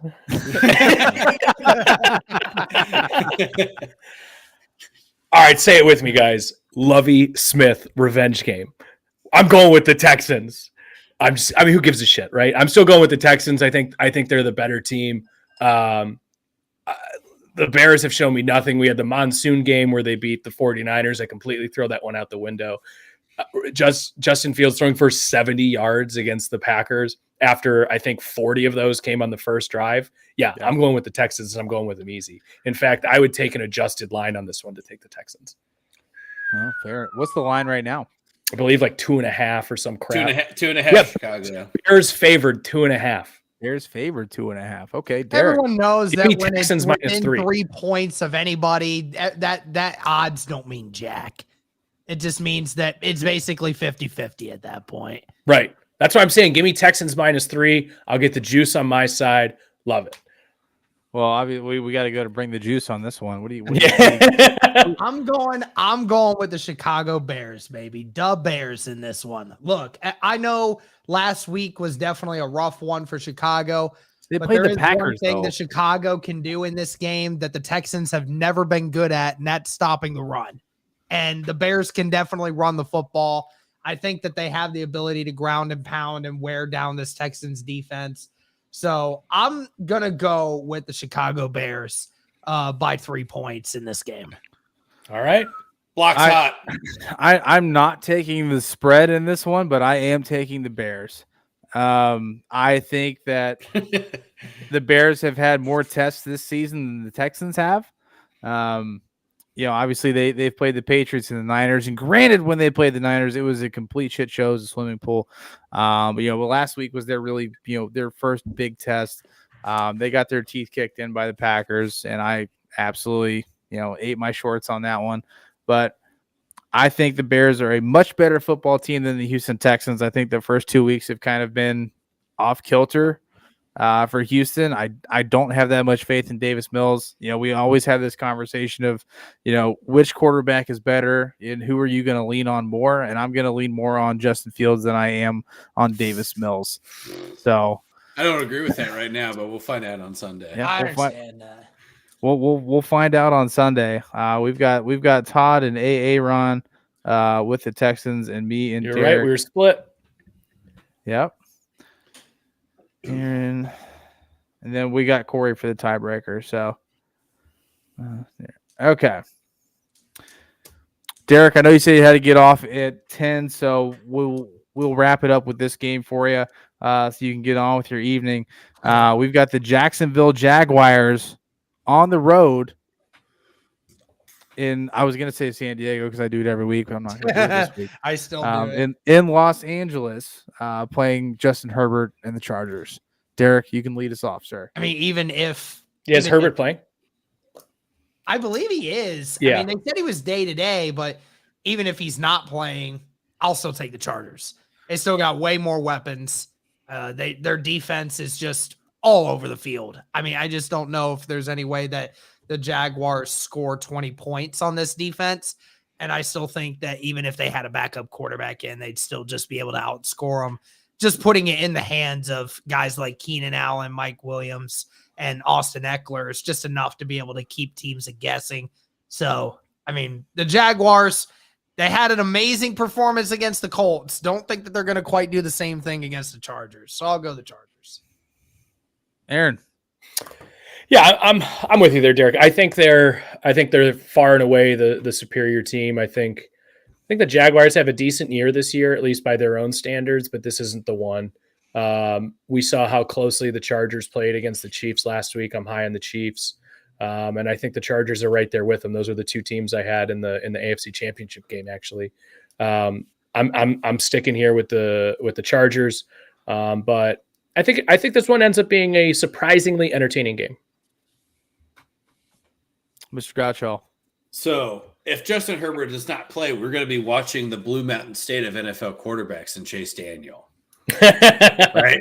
So either way, it's fun. It's fun for me because I love seeing Chase Daniel on the field and earning the $43 million that he's made thus far in the NFL. Something outrageous. But yeah, I'm taking the Chargers here.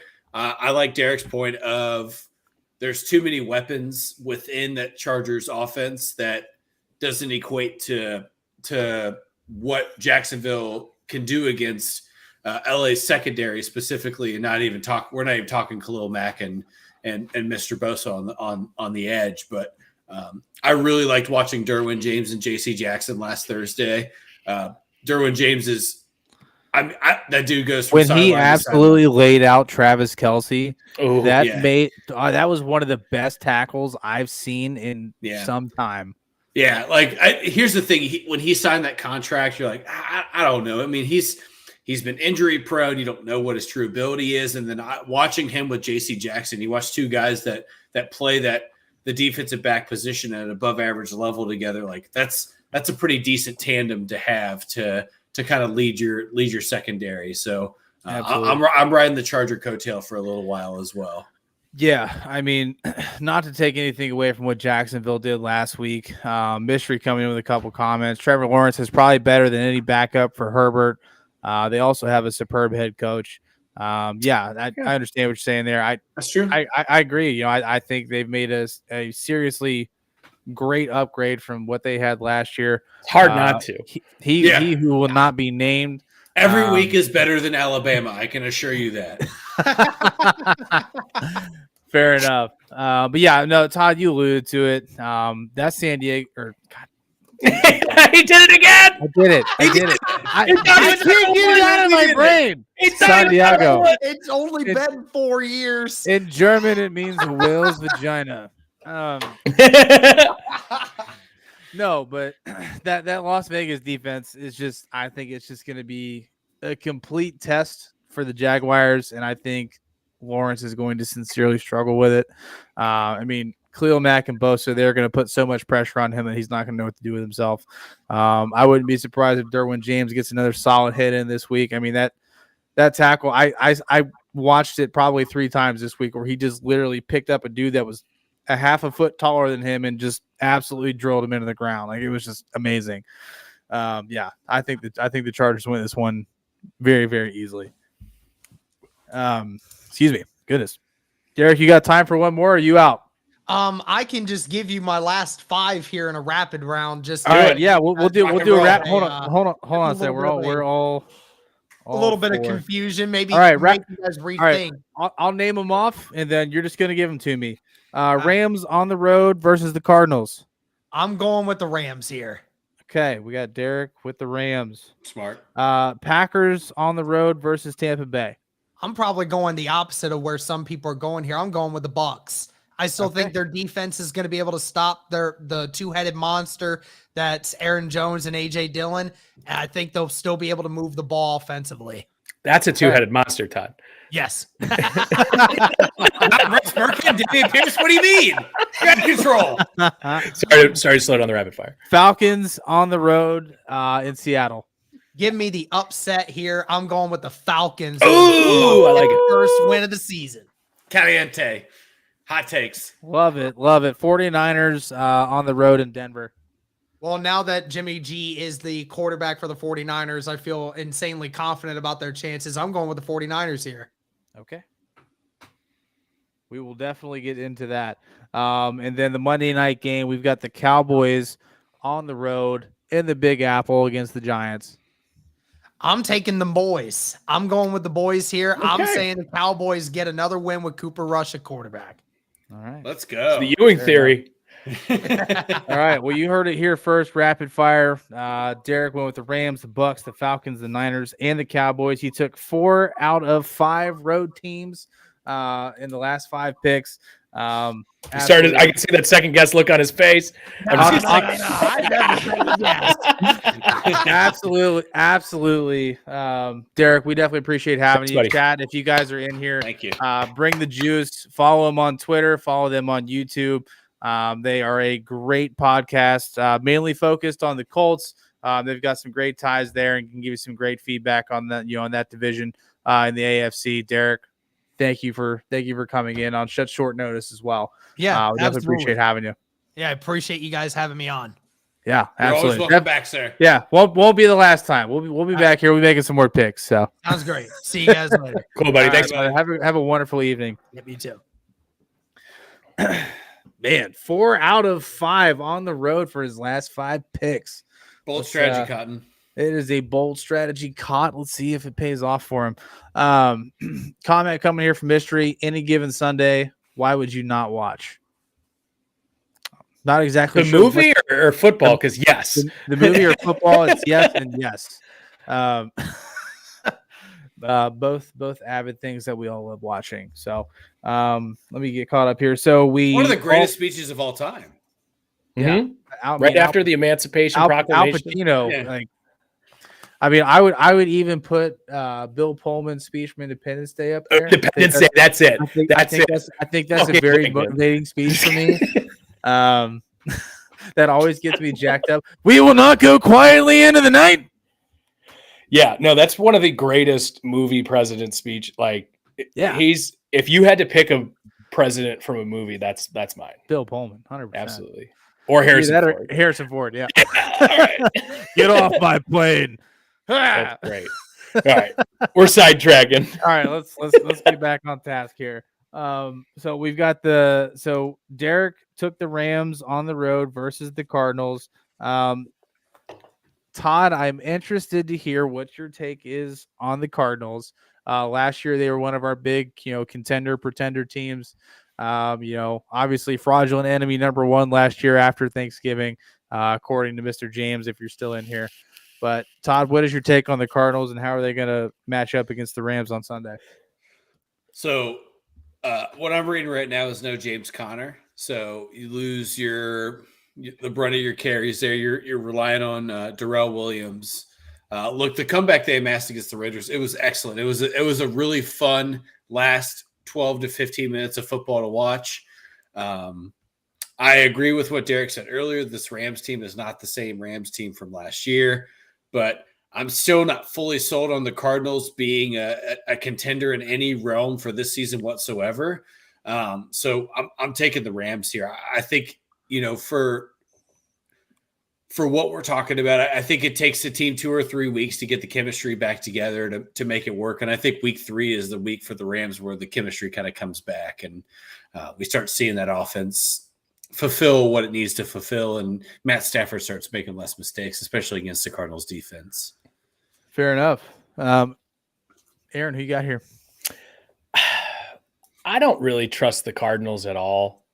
Here's the thing. The Rams, that week 1 game, I think I'm going with the Rams. Yeah, I'm going with the Rams. I'm very, very concerned. I know Matt Stafford was tied for first last year in interceptions last year with Trevor Lawrence. I'm very, very worried about how easily he's turning the ball over. It was nice to see Allen Robinson get involved in the offense a little bit. The backfield is still a little bit of a headache. I just think the Rams defense is much better. And I think they can do a better job slowing Kyler down than the Raiders did this past week. But Kyler's still Kyler. And like you guys said, until it's Thanksgiving, they're still a team to be reckoned with. But I'm going to take the Rams here. I think this is a get-right game for them, just like last week was, where I think they're still trying to work the stink off of that Bills game to start the season. Yeah, I mean, I think that's a completely fair point.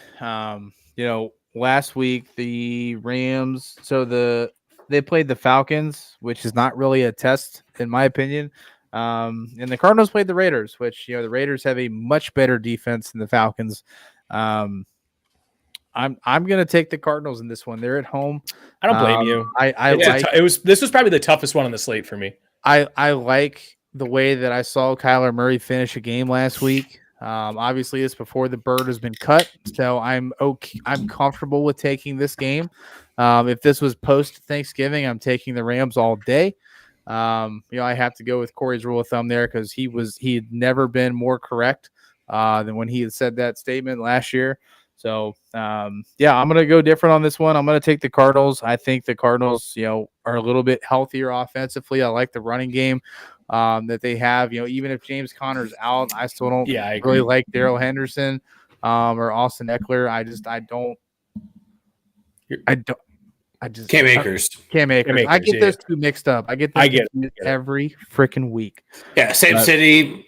One rents a stadium, right? The other one doesn't. Yeah, but regardless, I'm taking the Cardinals. And that's that. So moving on, we've got Aaron Rodgers versus Tom Brady. Aaron Rodgers on the road in Tampa Bay. Hey, Aaron. Yeah, the combined ages of these two quarterbacks is just is a dead person. So that'll be it's It's over 80, if I'm not mistaken. It was 39 and 40. Yeah, over 80. So if you take the average life expectancy of an American is just that person is just dead. Or mid to late 70s. Yeah. So Christ, you're right. I think this is an interesting game. Mike Evans being suspended is, I think, going to be a very big deal for this game. But we've also seen how the Bucs defense has played, and they've played phenomenal. I'm almost a little bit surprised that the Bucs are 2-0, not because I don't think that they have the juice to get there, but they're just, even though they have Tom Brady, it's just Those like games haven't been great. It just hasn't been that same Tom Brady. It hasn't been the same Bucs that you've seen the last 2 years. I don't think they scared the shit out of everybody, kind of like they used to in the NFC. But here's the thing. These are two teams that were basically predicted to be, outside of the Rams, like your top two winningest teams in the NFC. And they've both, even though the Bucs are 2-0, have kind of underwhelmed a little bit. I'm going to go with the Packers here. And I'm going to go with the Packers here because I think the Mike Evans thing is going to be the big difference here. And now you have Tom Brady playing with essentially a similar receiving core, assuming Godwin is out. I'm not sure the status of Julio at this point. But you have two elite quarterbacks playing with completely depleted, receiver cores. I kind of like the two-headed monster in Green Bay. I'm taking it.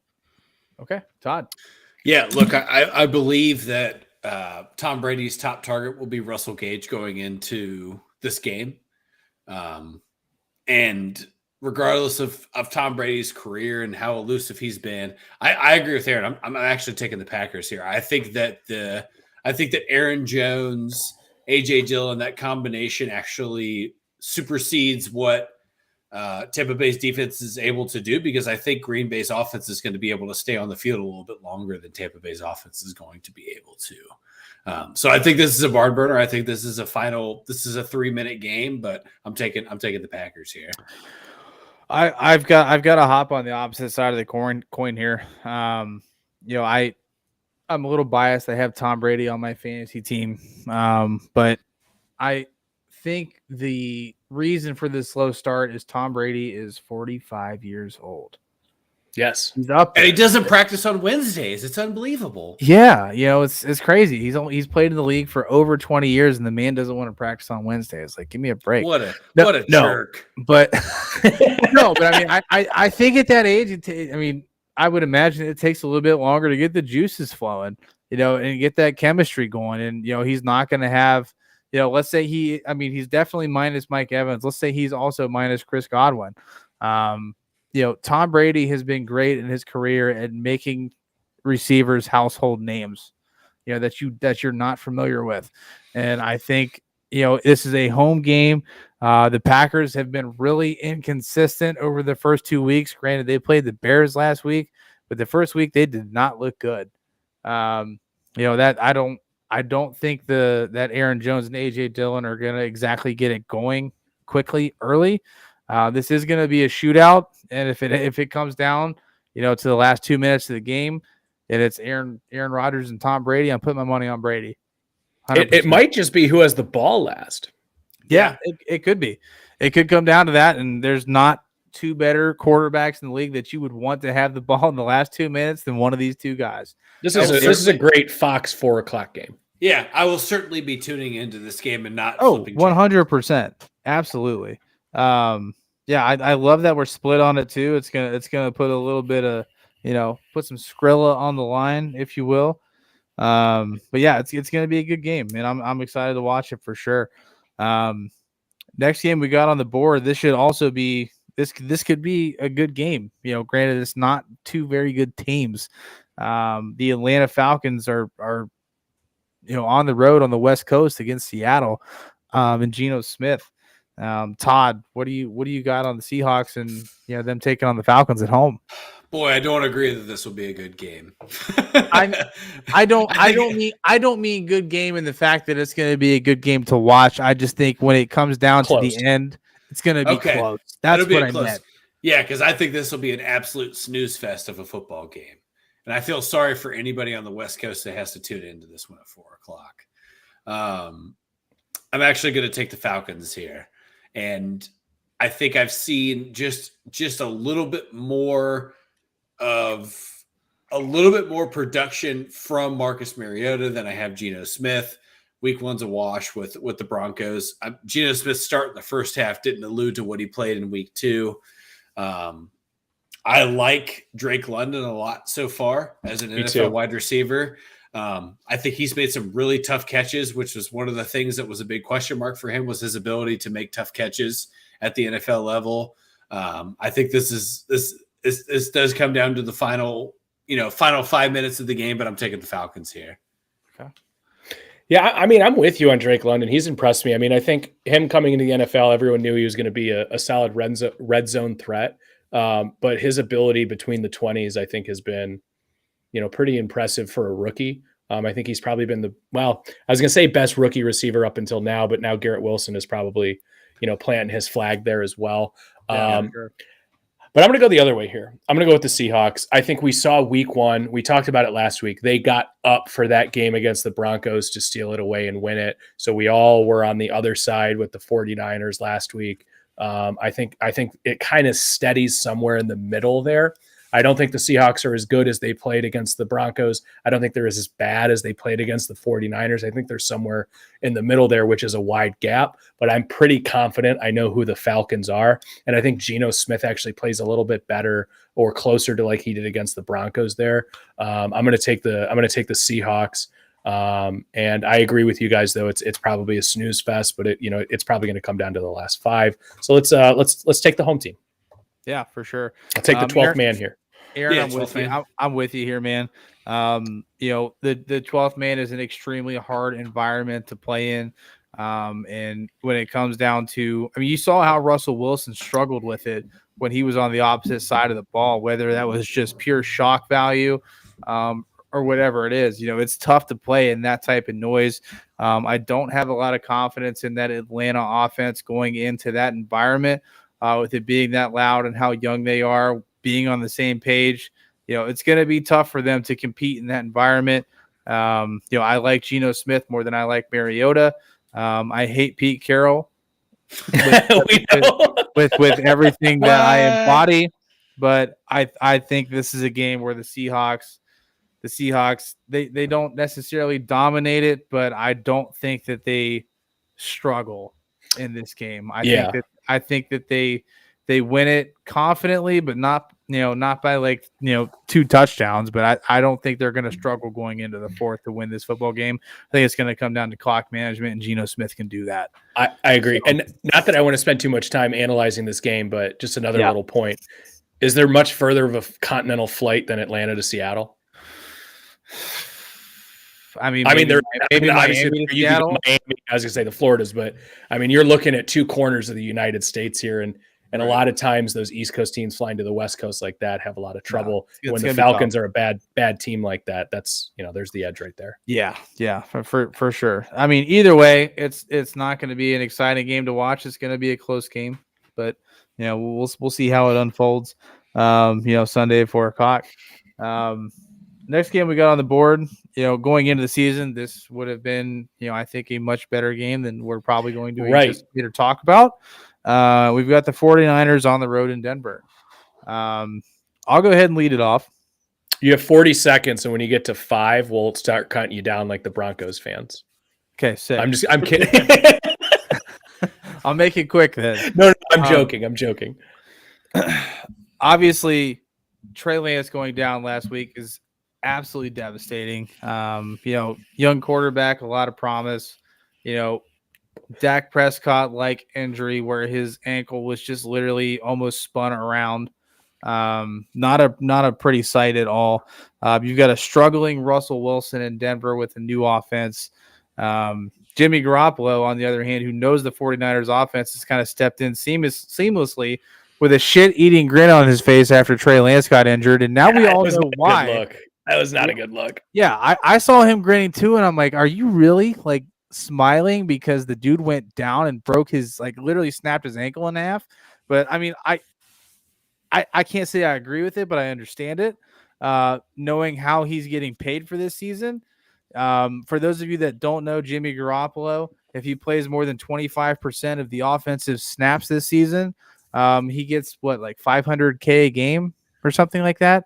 No, it's 250 for a game, 350 for a win. $250,000 to play more than 25 per start to play more than 25% of the snaps, which for the next 15 games he's going to make $250K bare minimum.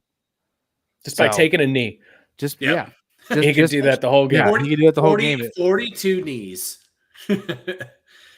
Unreal. Man. But I did like what I saw out of the Broncos offense at least a little bit last week. They didn't get Javonte Williams as involved as I would have liked.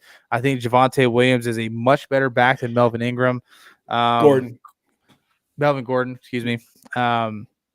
Cortland Sutton finally got it going last week. He had 7 catches for over 120. Yep. Yeah, he had a good week. He didn't have any touchdowns. Or no, he had one. He was this close to one. Yeah, he was C hair from a touchdown. Yeah. Mystery coming in saying the Broncos have failed. Fill in the blank. Garbage.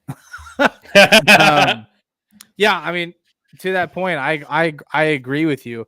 I don't think that they have played well. I don't have a lot of confidence in that offense, especially if they're not going to lean on Javonte. So long story short, I'm taking the Niners on the road in Denver.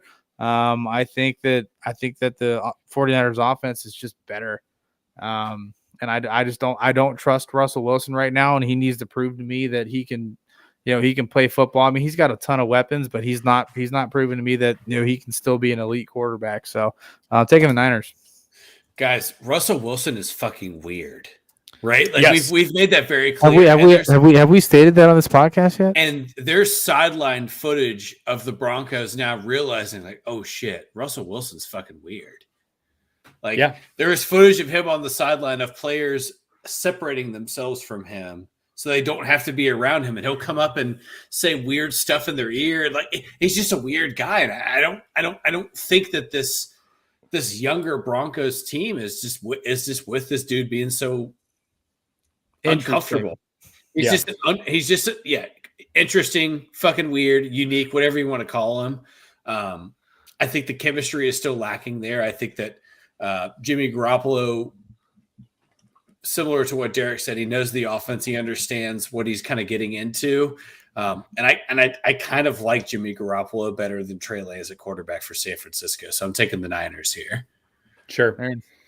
Yeah, and Bobby, I wasn't trying to give you shit earlier. I was just trying to reference the fact that the Broncos fans were literally counting down from 5 the play clock because of all of the delay of games they were getting. I remember. You could hear it on the broadcast. 5, 4, 3, and they were just barely getting it off. I mean, Nathaniel Hackett might have the worst start to his NFL career I've ever seen a head coach have. And that is saying something for all of the coaches. He tries to kick a 65-yard field goal to win the game week 1. And instead of going for the first down. And then in week 2, they still can't get the plays in on time. And they're struggling against a Texans team that most people were arguing were probably going to get the number 1 pick this year, if not top 3 for sure. I have no faith in the Broncos right now. They're out Jerry Jeudy. Javonte's look great. Sutton's look good. Their defense has some players on it. I think, is Surtain still going to be out at the corner? I know he went down. I think this is the 49ers, and I think it's easy. Garoppolo, you're right. Short term, Garoppolo being the starter is much better for them. Best case scenario. The thing that I liked about Trey Lance before this was the fact that he could grow into that position with a team that had blue chip players at a lot of different positions. The ceiling on Trey Lance is way up here. I know where Garoppolo's ceiling is. So, I think that they probably end up maybe winning more games this year or being a little bit more competitive in games. But this wasn't just about this year. It was about what Trey Lance can build into when you have a young 49ers roster as they all grow together. So, Garoppolo is certainly going to help in the short term. Either way, you guys have said it all. He's fucking weird. And I just don't like the juju that I'm seeing out of the Broncos right now. There's nothing that is going well. Yeah, fair enough. He's so fucking weird. He's fucking weird. God. He did have a nice moment with DK Metcalf at the end of the game, when they played the Seahawks. But that was one of the TV moments where you didn't get to see that, explicit weirdness. But he's an interesting guy to say the least. But you know, guys have those relationships. Like at the end of the Browns Panthers game, when Nick Chubb was being interviewed at his locker, you could see Baker Mayfield's jersey hanging. They did a jersey swap. Like there, you know, once you play with a guy for so long, you make friendships. There's things that happen. DK Metcalf, certainly his career and the money that he's made in this league is directly correlated to Russell Wilson. So I'm sure he has some kind of appreciation for him. But Todd, like you said, it's a young Broncos team, and they don't have any kind of allegiance or alliance to Russell Wilson. They don't give a shit about Russell Wilson, what he's done in the NFL. They want to win. That's a team that wants to win. His first year there, he's got to make an impression. All right, Monday night, prime time. Jerry Jones, Dallas Cowboys on the road versus the Giants. Todd, who you got? Boys, I'm taking Saquon here. I'm taking the New York Giants in prime time against Cooper Rush. Okay. I love Saquon's return back to being healthy in the NFL. He has played way above. Yeah, he has played way above what people anticipated him coming back to be. Daniel Jones has played well. That's played okay. That's nice, right? It's something.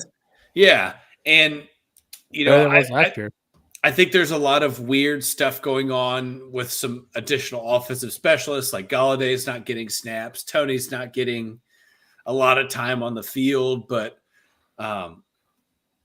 look, I watched the Cowboys on Sunday, and I watched Cooper Rush, and I just think that the Giants beat them by a field goal.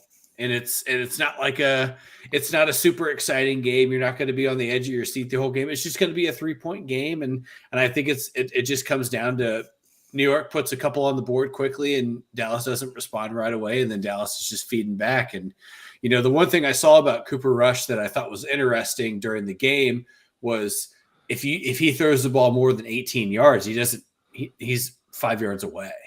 Right. Like that was the big thing for me, was like, he beat the Bengals because he was so good 15 yards and in. But when he had to stretch the field, he had no idea where he was throwing the ball, or he didn't have a good target. So maybe Michael Gallup comes back on Monday night, and that helps them some. But they just don't have the additional. You think that's a Cooper Rush thing, or do you think that's a receiving core thing? I think it's both. It's a little bit of both. They don't have somebody that. If Gallup comes back, they do have somebody that stretches the field well, but they just don't have somebody right now that that really gives me that, you know, the oh shit button, right? Like, oh shit, he's got a yard of separation. He could do anything, right? I think Noah Brown has he's close to there in terms of just pure size, because he's 6'2", 6'3", whatever he is, and he's probably 230 pounds, but just kind of missing some offensive weapons there in Dallas. So sure. I'm taking the Giants here on Monday night, because I'd love to see the Giants start 3-0, because I think Brian Daboll is just a fucking good dude. And I love how stoked he gets on the sidelines. I think that's really, it's always great to see a coach get like super jacked. Yeah. You know, and like, and that dude fucking exudes big dick energy, which I'm here for. Absolutely. A couple comments rolling in. Mystery said bad juju, best way to put it. Take that. That's in regards to, you know, Russell Wilson and the Broncos, 100%. And then also coming in with, Saquon busting all their predictions. I love it. The Giants have literally nothing to lose. The boys are pretty much PR. So I want the Giants to win, is what Mystery said. So Aaron, Mystery, you and I are on the same page, buddy. With that being said, Aaron, who you got? I mean, he had asked us too earlier, like, how much does a head coach, you know, come into your picks? And this is a perfect example. I have loved what Brian Daboll has done so far by basically, the Giants didn't make a ton of moves this offseason. He basically took a roster that Joe Judge couldn't do anything with and repackaged it with his beliefs and his philosophies and his offensive, you know, wherewithal coming from the Bills. And I think Todd, I think you kind of hit the nail on the head here. I don't trust McCarthy at all. I think Cooper Rush, yeah, fine. He played okay, but like you said, if he ever needs to take the top off of the ball, you know, they're not really going to do much. The one thing I do want to mention in the Cowboys' favor here, Micah Parsons is just the 5th player to record back-to-back games with a pass rush win rate of 50% or higher. Micah Parsons is a fucking Seth animal. Walder on Twitter. The only other players to have done that, now granted the stat started in 2017, Von Miller, Dwight Freeney, Robert Quinn, Melvin Ingram. Pretty good company. Yeah, it's good company to be a part Micah of. Parsons is a dog. I don't think it's enough. I think the fucking Giants start 3-0. I love it. I'm here for it. Look, we're on fucking Mafia Sports Report. This is they're here for Brian Daboll. Brian I'm here Daboll. for it, dude. I love it, dude. I think that I love a blue collar coach, especially when you get into a big city like New York. And I like the idea of a guy that just wants to fucking put his head down and wear the traditional blue suit and not fucking get in the spotlight and do the PR bullshit. Like that's what I think Daboll is, that guy. And look, he wasn't super high on Daniel Jones, but he's figured out a way to make Daniel Jones work so far. And I think that's really important to the kind of the ingredients to make that recipe be successful at the end. Yeah, and I mean, I think it's a testament to how great of a coach that he is. You know, he's taking somebody who wasn't successful and making them successful. You know, that's you know, whether it's sport or whether it's management or whatever facet of your life that you're in, you know, if you have the ability to take, you know, what is called an untalented roster and get production out of it, that speaks volumes to not only who you are as a coach, but who you are as an individual and how you're able to get people to play for you and run through a wall for you. And, you know, and really just, you know, get everybody on the same page, eat, sleep, breathe your message, and then take that out onto the field and execute it. I'm with you guys, man. We're gonna ride this Giants train. I love what I've seen out. Let's go, G-Man. You know, Cooper Rush, although he played well last week, you know, not that the Giants, you know, are going to be, you know, a major test defensively. You know, I like the momentum that they have currently. And I believe in Saquon more than I believe in that backfield in Dallas. And I'm going to ride the hot hand with Saquon and take the Giants. So, boy, if you were listening to Tony Romo, Cooper Rush is the fucking second coming of Jesus during that game. Dude, he was Tony Romo can over, be a little wasn't much he? sometimes. Oh my God. It was like, you know, as a Bengals fan, you're I was already gonna say, obviously frustrated. How much of that was just the Bengals were losing and Tony Romo was – because I can't tell you how much I hated Joe Buck when the Indians were in the World Series. Cooper Rush. Yeah. Something like that. Where you're like, just shut the fuck up, dude. No, we all know Schwarber can hit home runs. Tony Romo. Here's where I took my fan, like where my loyalty went and kind of went the other way. Tony Romo was talking about Cooper Rush. He's like, man, this guy can stretch the field with anyone. Like, shut the fuck up. No, there's no way. You have no idea that he can do that. He has nowhere near enough snaps to be able to say that he can stretch the field and play the clock with the best of them. Don't do Before that. last week, he wasn't even stretching on the field. He was just holding a fucking clipboard. Right. And he was barely made the fucking roster. Yeah, that's ridiculous. Gross. Tony Romo, you're gross. I like you most of the time. I didn't like you on Sunday at all. I thought his commentary during the whole game was fucking biased and terrible. And I just didn't like it. I didn't like it at all. I thought that he would be better than that, but he wasn't. Sure.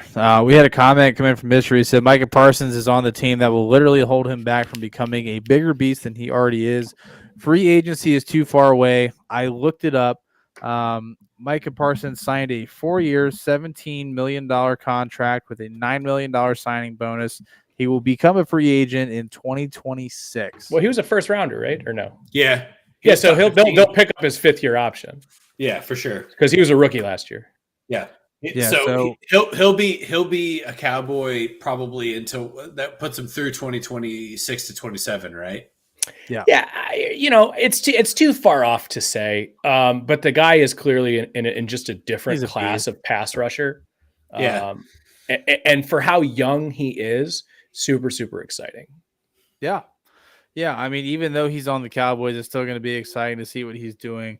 You know, and a former and from Notre Dame. Like it's hard to put all that together, but whatever. To like someone from Notre Dame and a Dallas Cowboy, yeah, it is pretty. Yes, yeah, that's pretty fucking difficult, but whatever. Yeah, I mean that's kind of like Aaron Judge hitting 60 home runs this year. It's like he's a Yankee, but you still have to be impressed with what he's done. So, as far as we know, no juice. Yeah, as far That's as we right. know. I mean, it's been since fucking Roger Maris. Yeah. Oddly enough, if you guys seen the movie 61, I just watched that like 2 months ago again. Are you serious? I rewatched it. Well, I've seen it before, but I just Okay. like randomly threw it on because it's on HBO. It was like one of those like Saturday nights where I think Mary was out with her friends, and I was just, I'm gonna watch 61. There you go. It's a great. Sounds like a great Saturday night. Yeah, it was. Yeah. Took my pants off. That's when you had the feet kicked up. Yeah. You Feet kicked up. A table Just of beers. The hand down just the front of the waistband. Just cold beer. It's a good night. It's a good night. Hell yeah. Mike coming to the comment. Hell yeah, I like seeing Coach Dab find success. I think he will drastically turn that team around. Yeah, I mean, Dayball's a leader, man. At the end, I mean, we can't say any more than we already have about him. I don't think any of us expect the Giants to start 2-0 this season. Obviously, Saquon's health, a big question mark coming in. But obviously, he has let us know that is no longer in question. He is 100% healthy, and those thighs will not be stopped. That's what we know. That's what we know right now. I want to see him and AJ Dillon have a thigh off. Right. Yeah, because they're both monstrosities on the field. They don't look him, like Nick Chubb, and AJ Dillon. I want to see that. I would pay to watch that. If they were born in Greek times, there would be statues built out of those men. Absolutely. Those thighs are not to be reckoned with on any one of those individuals. And for Bills fans, like Brian Daboll went to the Giants. Like it's on the other side of the conference. It's it's not threatening you at all. It's a very easy team to root for. So I guess means nothing. Yeah, absolutely. Well, chat, that's going to wrap us up for the evening. We had some fun conversations this evening. We had Derek Larger on from Bring the Juice. Wonderful guest. We've had him on before. We'll have him on again. We are definitely looking forward to tomorrow night's game, or at least Aaron and I are. AFC North divisional matchup. I'm sure we'll be texting through it. Yeah, we'll be chatting, to say the least. And unless the Steelers are getting their ass kicked, I'm just gonna turn my phone off. No, hey, best of luck to you. No, yeah, for sure. Best of luck. I think it's the last couple years. Brown Steelers have been. It's been a dogfight. Games. It's been a dogfight. It's going to be an ugly AFC North game. I don't know what the over/under is, but I'd take the under. I really hate that 2 of the first 3 games that the Steelers have played this season are divisional matchups. That is odd. That sucks. This is our first one for us, because those matchups always lead to lots of injuries. Whether intentional, unintentional, everybody gets beat up in those games, and on a short week. So there's expect to see some injuries this week. On at least on our side of the ball, I would assume we're a little wounded coming in already. So that's not good to hear. Both teams are not in good shape physically coming into this game tomorrow. So we'll definitely see how it goes. We'll have a good test on that. Antonio said he loves his team. The Buffalo Bills #1. I don't think you're going to have anybody here argue with you on that. They are, at least in my opinion, and I will speak for everybody, they are the clear-cut #1 in the league right now, and it's up to them to prove us wrong. I took the Dolphins this week, Antonio. I'm sorry. Unless you're Aaron, the Buffalo Bills are the #1 team. I made my reasoning. I don't think it was sound. You're going to lose a divisional game. It might as well be the away team that's going to get second in the division. Right. That's fair. It's a great game to take a flyer pick on, especially with the way that Tua and the Dolphins played against the Ravens last week. So we appreciate everybody coming out. For those of our fan base that are on Facebook, sorry we didn't have a good show for you on there. Facebook is absolutely jacked up right now, but absolutely appreciate all of the people from the Bills Mafia and coming over here on YouTube and participating in the chat and giving us those comments and that feedback. Definitely makes the show just flow and transition so much better. So you guys are good. We appreciate you. We'll see you guys next week. YouTube clan. YouTube clan. And we'll see you guys then. Love you.